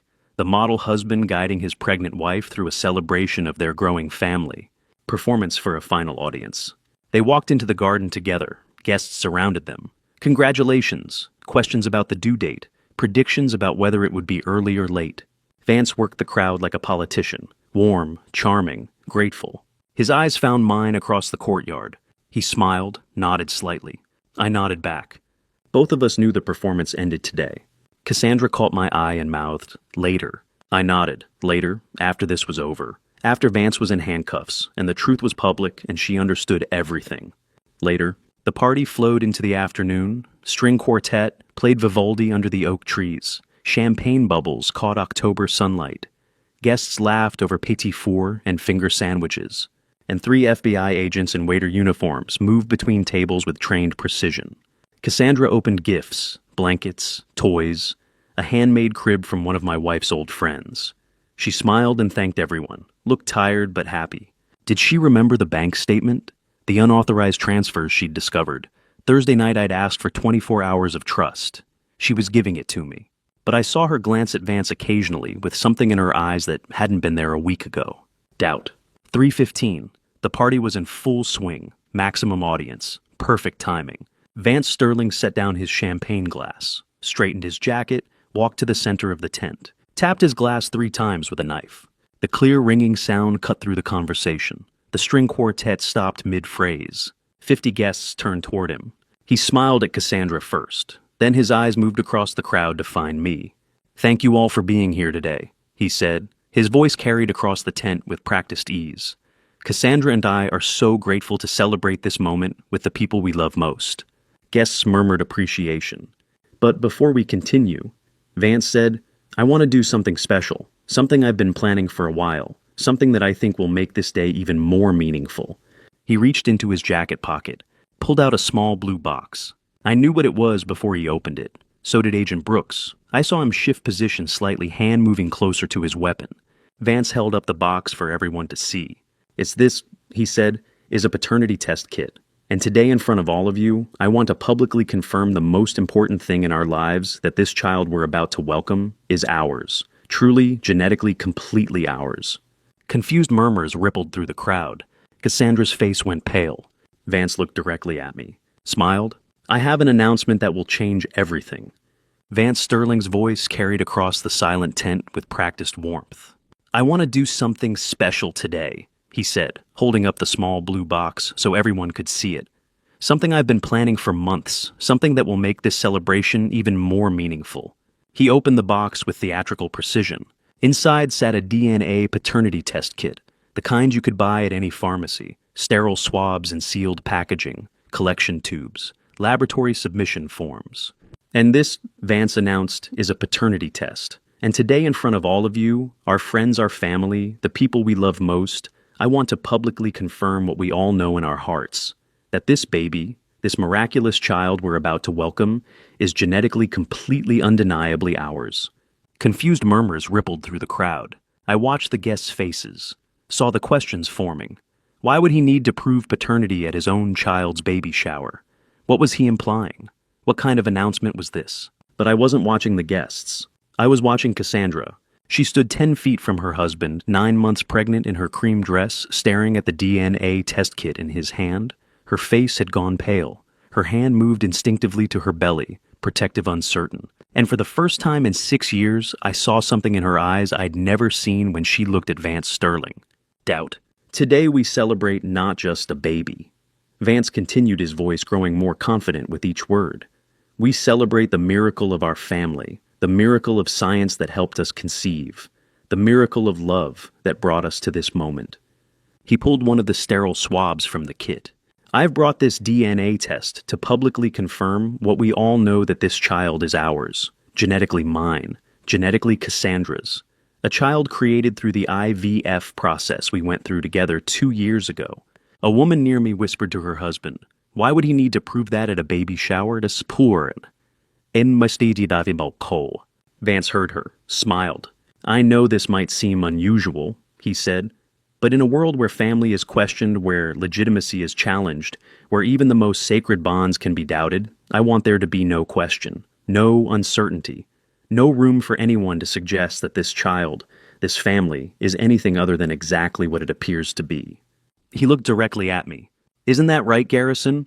50 pairs of eyes turned my direction. I saw what Vance was doing, saw the trap he thought he was springing. In his mind, this was checkmate, public humiliation. He'd revealed that the baby wasn't genetically, his claim Cassandra had been unfaithful, invoked the prenup clause before 50 witnesses who could never unsee what they'd witnessed. He thought I'd brought Cassandra here to defend her, to plead, to beg him not to destroy her publicly. He had no idea I'd brought him here to watch his own destruction. I watched Cassandra's face as she stared at the DNA test kit in her husband's hand. Saw the exact moment 6 years of trust began to crack, doubt entering her eyes like slow poison. She discovered the unauthorized bank transfers Thursday night, asked me for truth. I'd asked for 24 hours. Now she was getting it. "Cassandra," Vance said gently, "would you like to do the honors? Take the swab. We can send this to the laboratory together. Prove to everyone, to your father, to our friends, to anyone who's ever questioned our family, that this child is ours." Cassandra's voice came out strained, small. "Vance, what are you doing?" "Protecting our family," he said. "Protecting you, protecting our child from anyone who might suggest otherwise." "Who would suggest otherwise?" she asked. Vance's smile never wavered. "You know your father and I have had our differences. I just want to put any doubts to rest, publicly, permanently." The tent held 50 people, but sounded like cathedral silence. No champagne glasses clinking, no whispered conversations. Only Vance's confident breathing and the rustle of blue packaging as he held the DNA kit. This was the moment he'd been building toward for 6 years. The public trap, the humiliation, the prenup clause that would give him everything. Except he'd made one critical miscalculation. He thought I'd come to defend my daughter. I'd come to destroy him. I set down my champagne glass. The crystal touched the table with a quiet click that carried across the silent tent. Stood. 50 pairs of eyes pivoted from Vance Sterling to me. Vance's expression shifted. Not to worry, not to fear, to curiosity. He thought he understood what was happening. Thought my standing was a defensive reaction. The father rising to protect his daughter from public accusation. The old man making a scene to disrupt the carefully planned revelation. He looked at me with the confidence of someone who thinks he's already won. "Would you like to say something, Garrison?" he asked. The tone was almost gentle, magnanimous, the victor allowing the defeated one final word. "Yes," I said calmly. "I would." Vance smiled, nodded, gestured for me to speak. He thought this was his moment of triumph, thought the DNA test was his checkmate move, thought 6 years of planning had led to this perfect public trap. He had no idea that standing up was the signal. The signal Agent Brooks had been waiting for. The signal that meant we're ready. Begin. I looked at Vance Sterling across the tent, saw the confidence in his eyes, the certainty, the belief that he controlled this moment. 50 pairs of eyes turned from him to me. The antagonist standing center tent, holding a DNA test kit like a trophy. The protagonist standing at my table's edge, holding 6 weeks of evidence and 8 decades of legal experience. Vance looked curious, not worried, waiting for my response with the confidence of someone who thinks he's already won. His last mistake. I take the microphone with the same steady hand I used in federal court for 30 years. The weight feels familiar. Right. Vance is still smiling when I turn to face the 50 guests scattered across the white tent, their champagne glasses frozen halfway to their lips. Cassandra sits motionless at the head table, one hand on her belly, the other gripping the armrest so tightly her knuckles have gone white. She is watching me, not Vance. That matters more than anything. Thank you, Vance, for bringing this DNA test kit. I say clearly. My voice carries to every corner of the tent without effort. You've saved me the trouble of introducing the subject myself. Vance's smile flickers, just for a second. Then it returns wider than before. Actually, we don't need to open that kit. I continue. Because the results are already predetermined. This DNA test is fake. The results are rigged. I have proof. The tent erupts. Not with noise, but with a collective intake of breath so sharp it sounds like fabric tearing. I set a manila folder on the gift table beside Vance's blue DNA box. The contrast is deliberate. His theatrical prop next to my documented evidence. Vance Sterling was completely infertile when he signed the prenuptial agreement 6 years ago.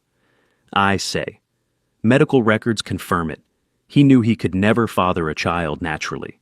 The entire fertility struggle my daughter endured, every failed treatment, every tear she cried, thinking her body had failed her, was theater. He knew the truth all along. Cassandra makes a sound I have never heard before. Not a gasp, not a sob. Something between the two that cuts straight through me. That's absurd, Vance says, but his voice has lost its music. Garrison, you're embarrassing yourself. The baby Cassandra is carrying was conceived through IVF. I continue ignoring him entirely. But not with Vance's genetic material, with purchased sperm. Sperm he obtained illegally using a different woman's eggs, then had implanted in my daughter through fraud. Someone drops a champagne glass. The crystal shatters on the hardwood floor, the sound impossibly loud in the silence. Vance bribed the fertility doctor with $120,000. I say. He falsified consent forms. He manipulated medical records. All to create a biological child that would trigger a $6 million inheritance clause in a prenuptial agreement he designed specifically for this purpose. I watch 50 faces process this information. Watch confusion turn to horror and turn to understanding. These are not strangers. These are Cassandra's college friends. My former colleagues' family members who have known Vance for 6 years. They are watching him now with new eyes. I set a manila folder on the gift table beside Vance's blue DNA box. Inside this folder are the certified federal affidavits, the bank transfer logs, and the forensic data. We have the signed confession of Harper Finch, the nurse you bribed to swap the genetic material, and the tracked records of the offshore accounts you drained. Your trap is empty, Vance. The 3 witnesses form a triangle that pins him in place more effectively than any handcuffs. His smile is gone, completely gone. He is looking at me with an expression I have never seen before. Not anger, not fear, recognition. He finally realized what I knew 3 weeks ago in my library at 3 a.m. He is lost. 50 guests watch in silence as the circle closes. 50 witnesses who will remember this moment, who will testify if needed, who will never ever forget what they saw here today. Vance opens his mouth. Nothing comes out. For the first time in 6 years, he has no words. A voice from the back of the tent breaks the silence. I have something to say. I turn. Everyone turns.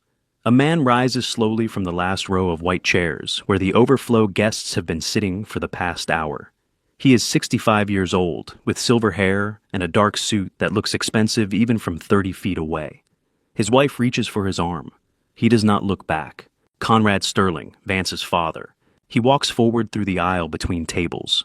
50 guests part without thinking, creating a path straight to the center where his son stands surrounded by witnesses. Nobody speaks, not even Vance. I knew about the Boston affair, Conrad says. His voice is steady but hollow, like something important has been carved out of it. 4 years ago, Valerie Dupont contacted me after the police investigation closed. She had documentation. She had proof. She wanted justice. He stops 10 feet from Vance. I paid her for silence. Conrad continues. $200,000 to make the problem disappear. Then I moved my son to Virginia, thinking a change of residence would change him, thinking distance from the scene of his crime would somehow cure whatever was broken inside him. The tent is so quiet I can hear the roses rustling against the garden wall. I was wrong, Conrad says. He looks at Cassandra. His expression is devastated.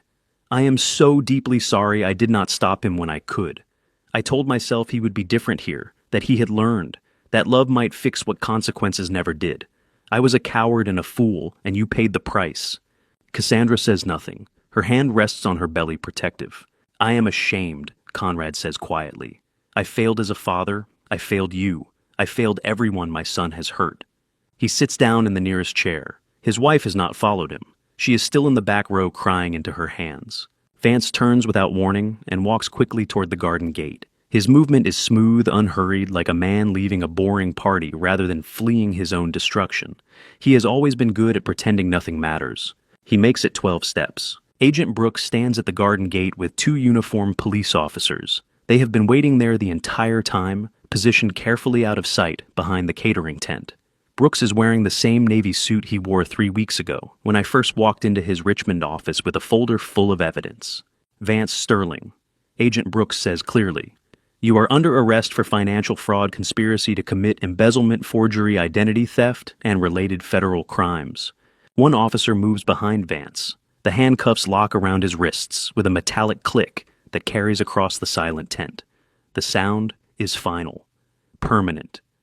After 3 weeks of investigation, after Harper's confession, and Lucas's testimony, and Valerie's documentation, and Conrad's complicity, this is the moment that makes it real. "You have the right to remain silent," the officer recites. "Anything you say can and will be used against you in a court of law." Vance does not resist, does not speak. He looks at his father just once, and his expression is completely blank. Then he looks away. I watch his face as the handcuffs lock into place. I search for remorse, for recognition of the harm he has caused, for shame or regret or even anger, for anything human beneath the careful mask he has worn for 6 years. I find nothing, absolutely nothing. Whatever capacity for genuine emotion once existed in Vance Sterling was burned out long ago, replaced entirely by calculation and performance. The officers lead him through the garden gate toward an unmarked police car waiting in the circular driveway. 50 witnesses watch in absolute silence as Vance Sterling disappears from view. The car door closes. The engine starts. The vehicle rolls slowly down the gravel drive and through the mansion gates. Someone starts clapping. I do not see who. The sound spreads quickly, awkward and uncertain at first, then building into something that feels less like applause and more like collective relief, like 50 people exhaling at once. A guest whispers to her companion, "Did that really just happen at a baby shower?" I walk away from the tent. The afternoon sunlight is warm on my face. October in Virginia, the trees just beginning to turn gold at their edges. I head toward the oak tree at the edge of the garden, the one that has stood on this property for more than 100 years. The one where Cassandra played as a child, building fairy houses from acorns and moss. Footsteps behind me, slow and careful. Cassandra stops 3 feet away. Her hand rests on her round belly. Her eyes are red, but she is not crying. She has cried enough. "How long have you known Father?" she asks quietly. I consider lying. Consider softening the truth. I do not. 3 weeks, I say. Since the morning you called me at 3 a.m. without speaking. Why didn't you tell me? Because I needed you safe first, I say. Truth without safety is just more danger. I had to dismantle every piece of his plan before you could see it clearly, before he could hurt you worse. She looks at me for a long moment, then she steps forward into my arms. I hold my daughter for the first time in 5 long years. She is warm and solid and real. Her belly presses against me, round and full, my grandchild moving between us, with a gentle flutter I can feel through fabric. "I should have listened to you 5 years ago," she whispers into my shoulder. "You were in love," I say. "Love makes us hope people are better than they are. He was never better." "No, but you were never wrong to hope." 50 people stand scattered across the lawn in Virginia, afternoon sunlight, while I hold my daughter. The roses bloom pink and white along the garden wall. The oak tree stands exactly as it has for a century, solid and permanent and unchanged. Somewhere inside the mansion, a string quartet still waits with instruments, uncertain whether to continue playing. The mansion no longer feels empty. Today we won. 2 days after the arrest, I sit across from my daughter with morning tea and prepare to break her heart again.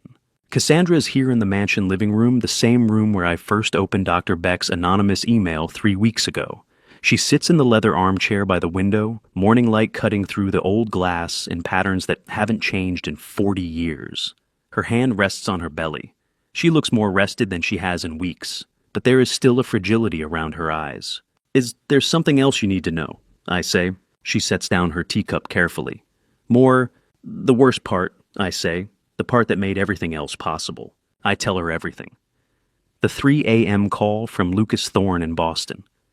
Meeting Dr. Beck in Chester. Harper's evidence box on my doorstep. Melissa's offshore discoveries. The Brazil ticket dated June 30th. And finally, the software. Vance installed message spoofing software on both our phones 5 years ago. I say. Every text you sent me was intercepted and deleted before I received it. Every message I sent you disappeared the same way. For 5 years, we were both talking into silence, each thinking the other had stopped caring. Cassandra stares at me. Her teacup sits forgotten on the side table.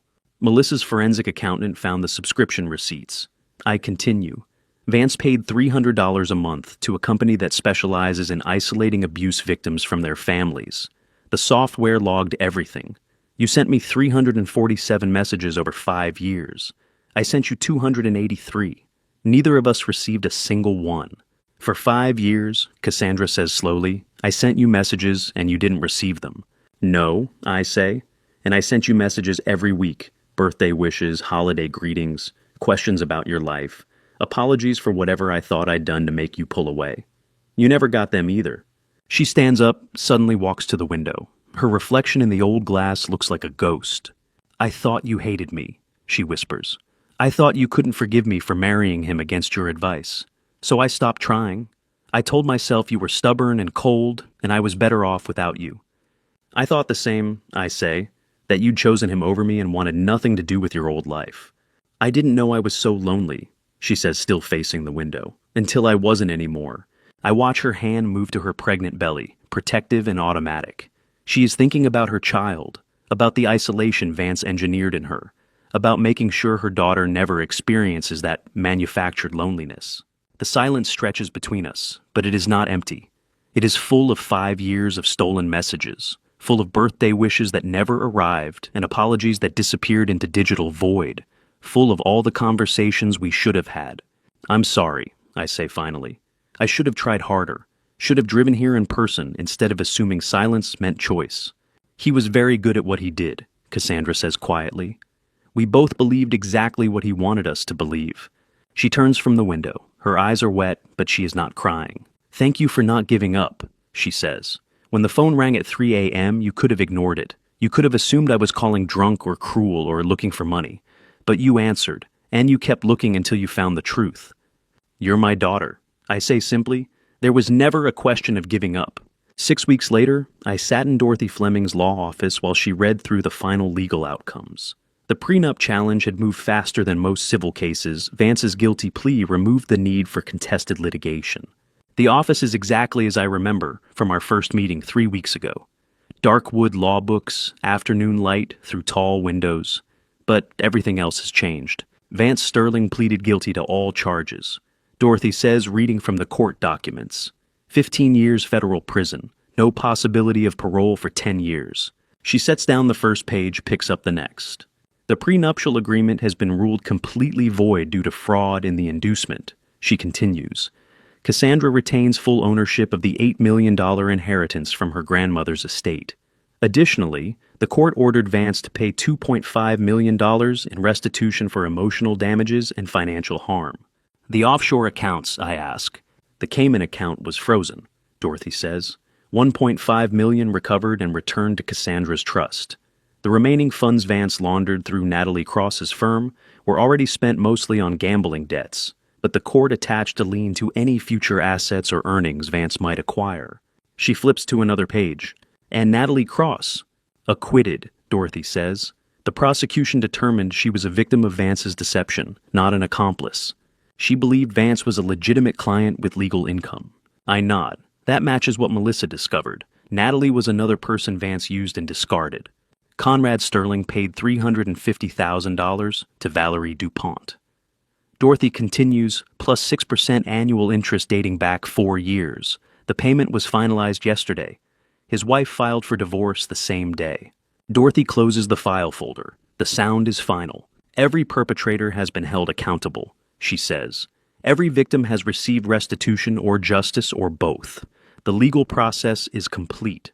Is justice ever truly complete when 6 years of life cannot be returned? When a daughter's trust and love has been shattered? When a grandchild will grow up knowing their biological father is in federal prison? When 5 years of messages disappeared into manufactured silence? But Dorothy is right. Justice came. Not perfect, never finished, but it came. I drive home to the mansion, where Cassandra waits 9 months pregnant, preparing for the life Vance Sterling tried to steal. The oak tree stands solid in the afternoon light. The library window glows warm. The house is no longer empty. Justice came, and tomorrow new life begins. I have waited 3 hours and 47 minutes to meet my first grandchild. The waiting room at Richmond Women's Hospital is quiet at this hour. An early May evening, the last of the day's warmth pressing gently against the windows. I sit in an uncomfortable chair with my phone face down on my knee, watching the double doors that lead to the delivery wing. Other families come and go. A young couple rushes past holding flowers. An older woman dozes in the corner chair, her knitting abandoned in her lap. Cassandra has been in labor since noon. The nurses update me every hour with the same calm professionalism. Everything is progressing, normally. First babies take time, she's doing beautifully. I nod and thank them, and return to this chair where I count ceiling tiles and wonder how many grandfathers have sat in this exact spot, feeling this exact mixture of anticipation and fear. The double doors open. A nurse in blue scrubs looks directly at me. She is smiling. "Mr. Vance," she says, "you can come in now. Mother and baby are doing beautifully." I follow her through the double doors down a hallway that smells like antiseptic and hope to room 217. The door is already open. Soft light spills into the corridor. Cassandra is propped up on the hospital bed, her hair damp with sweat, her face exhausted and radiant in equal measure. She is holding a bundle wrapped in a pink and white striped blanket. The bundle is tiny, impossibly tiny. "Dad," Cassandra says softly. "This is Evelyn." I cross the room without remembering the steps between. I sit in the chair beside her bed and look at my first grandchild. Evelyn is asleep. Her eyes are closed, her face smaller than my palm. Her skin is that newborn red pink that looks almost translucent. Her fists are opening and closing slowly, instinctively, as if she is learning to grasp the world one finger at a time. "Named after great-grandma," Cassandra says. There are tears on her face, but she is smiling. I wanted her to have a name that meant something, that connected her to family instead of to the man who tried to weaponize her existence. Evelyn's tiny fist opens, and I reach out carefully, extending one finger. Her hand closes around it immediately. The grip is surprisingly strong, determined. "Hello, sweetheart," I whisper. "I'm your grandfather." I do not know if I am laughing or crying. Possibly both. After everything we have been through, after 3 weeks of investigation and confrontation and arrest and legal battles, after 6 years of fraud and 5 years of manufactured isolation and 1,825 days of estrangement, this is the reward. This small person with her great-grandmother's name gripping my finger like she will never let go. I hold Evelyn's hand and realize she will never know the isolation Vance Sterling engineered. She will grow up in a mansion full of love instead of empty silence. She will have a grandfather who answers phone calls at 3 in the morning. She will have a mother who learned the hard way that trust is earned and family is worth fighting for. She will carry her great-grandmother's name forward into a future that is safe and secure and free. She's perfect, I say. She is, Cassandra agrees. Despite everything he did, despite all his plans and manipulations, she's just a baby who needs to be loved. And she will be. Evelyn makes a small sound, somewhere between a sigh and a yawn. Her fist tightens on my finger, then relaxes. She is already asleep again, exhausted from the work of being born. "I should let you rest," I say. "Stay a little longer," Cassandra says. "Please." So I sit beside my daughter while she holds my granddaughter, and I watch them both in the soft hospital light. This is what Vance Sterling tried to steal. Not money, not inheritance. This. Connection. Family. The simple, profound miracle of 3 generations breathing in the same room. My phone vibrates in my pocket. I pull it out carefully, trying not to disturb Evelyn's grip on my finger. Dorothy Fleming. I stand slowly extracting my finger from Evelyn's hand with gentle pressure. She does not wake. I step into the hallway and answer. Dorothy, I say quietly. I have news, she says, and there is something bright in her voice. The court just issued the final ruling on the prenuptial agreement. It is completely invalidated. We knew that, I say, the infidelity clause. No. Dorothy interrupts. Not just the infidelity clause, the entire contract, every provision. The judge ruled that the fertility at signing loophole means the whole agreement was signed under fraudulent conditions. The contract does not exist. Legally, it never existed. I lean against the hospital wall. Down the corridor, a baby is crying. Not Evelyn. Someone else's grandchild entering the world. Cassandra lost nothing, Dorothy continues. Absolutely nothing. The inheritance was always hers. The trust was always protected. Vance Sterling's entire 6-year plan was built on a contract that the court has now erased from legal existence. Justice and joy arriving together, like twins inseparable, both long awaited.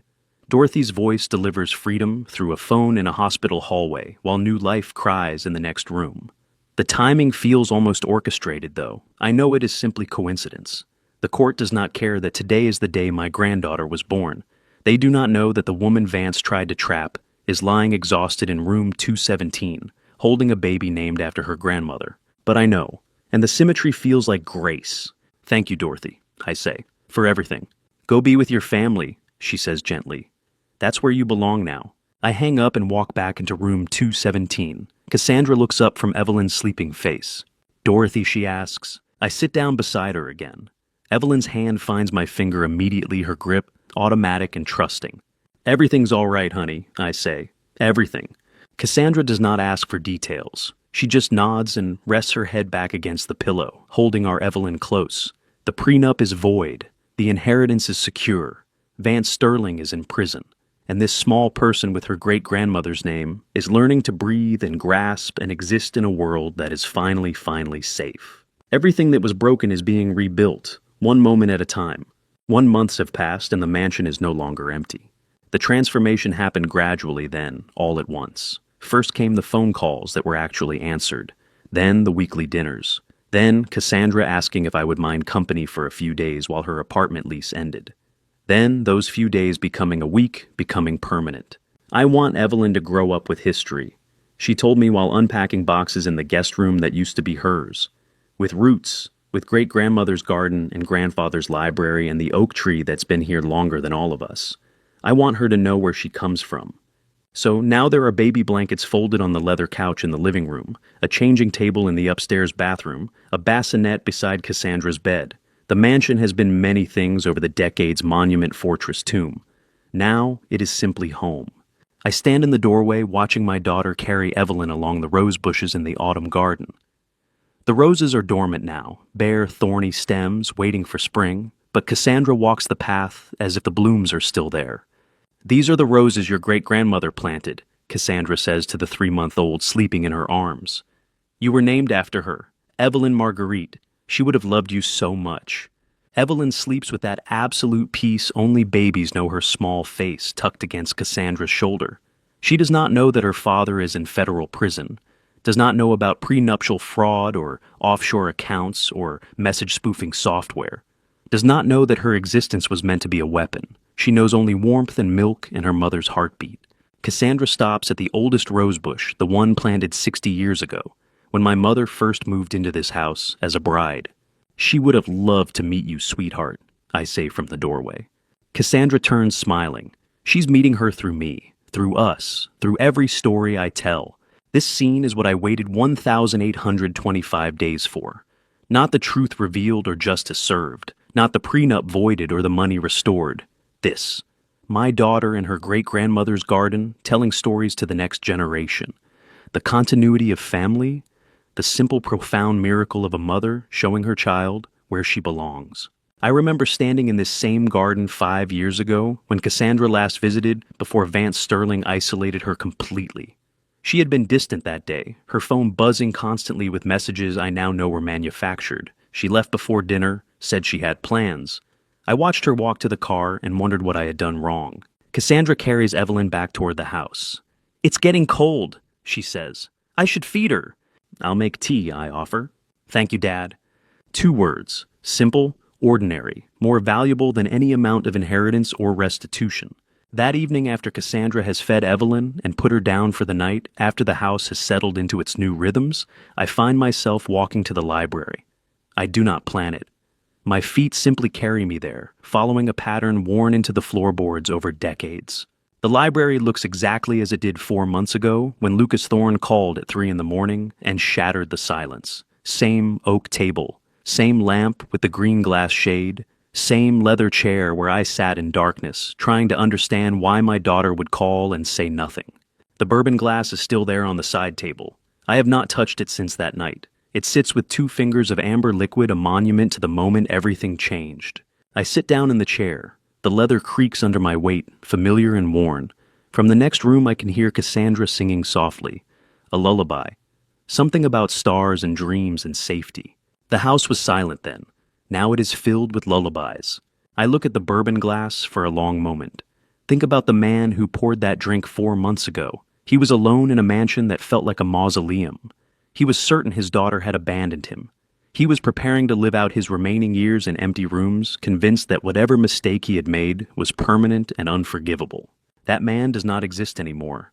He was reshaped by investigation and confrontation, and the revelation that isolation can be manufactured as easily as affection can be faked.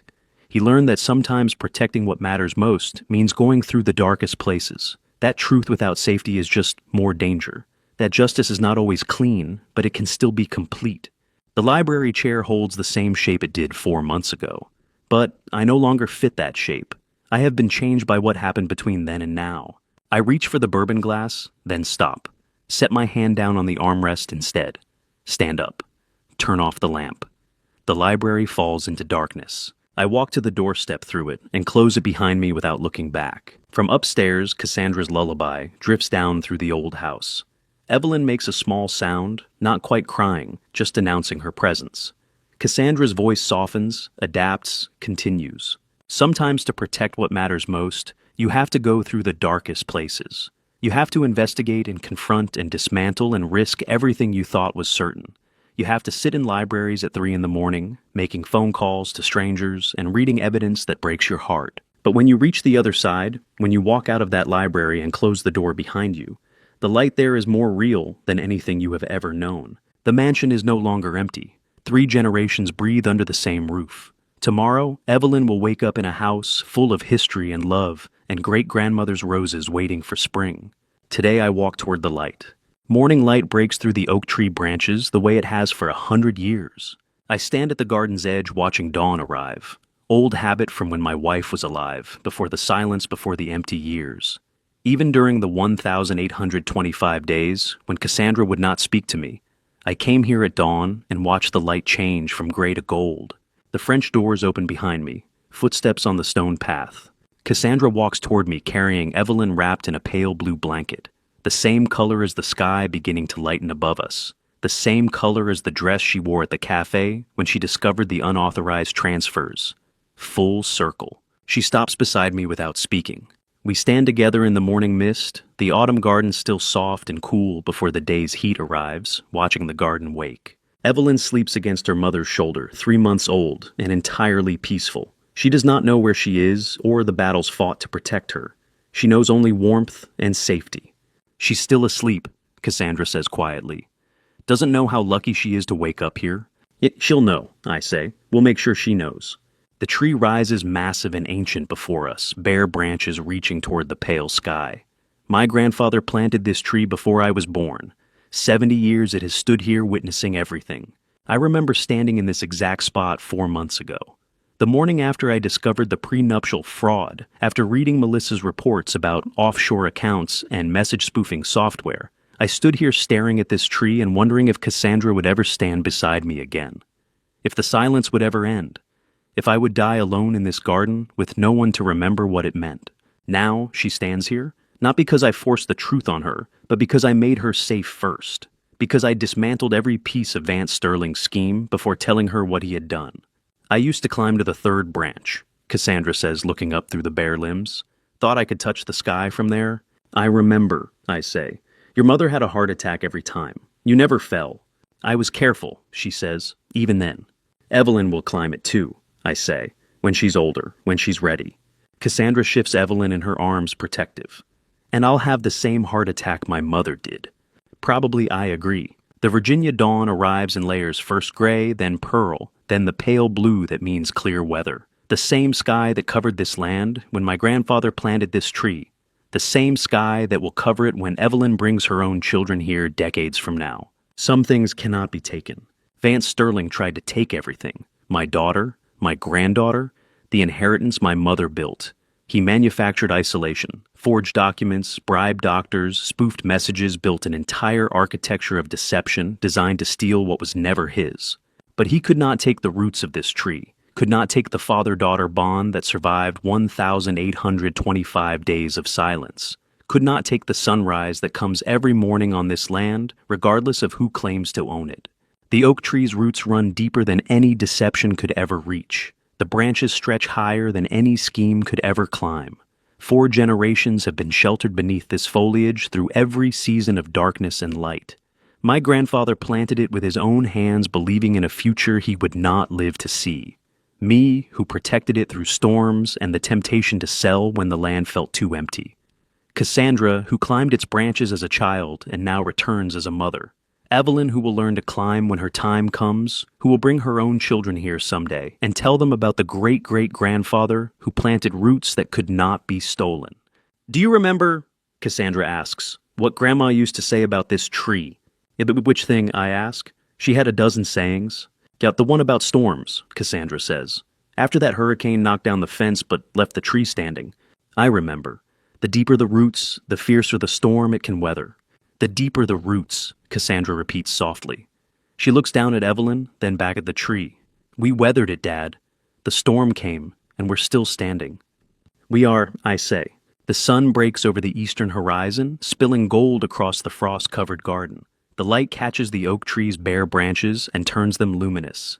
The roses along the garden wall are already fading at their edges, early autumn, settling gently over the estate. The house behind us is full of life. 3 generations under one roof, lullabies instead of silence, baby blankets on leather couches, all the small ordinary miracles of a home that is lived in. Evelyn stirs in Cassandra's arms, making a small sound, not crying, just announcing that she is waking, that she is here, that she exists. Good morning, sweetheart, Cassandra whispers.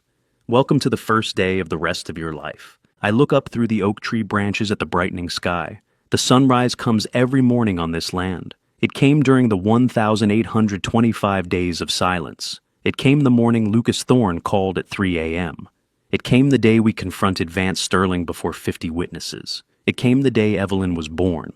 It will come tomorrow and the day after, and every morning for as long as this tree stands and this land endures. Some things cannot be taken. Some roots run too deep. Some bonds survive every storm. The light is here. We are home.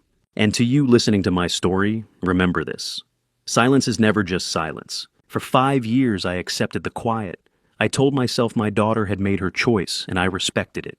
That was my mistake. I should have driven to her house, should have shown up unannounced, should have trusted my instinct that something was wrong instead of trusting the silence. Don't make my mistake. When someone you love goes quiet, ask why.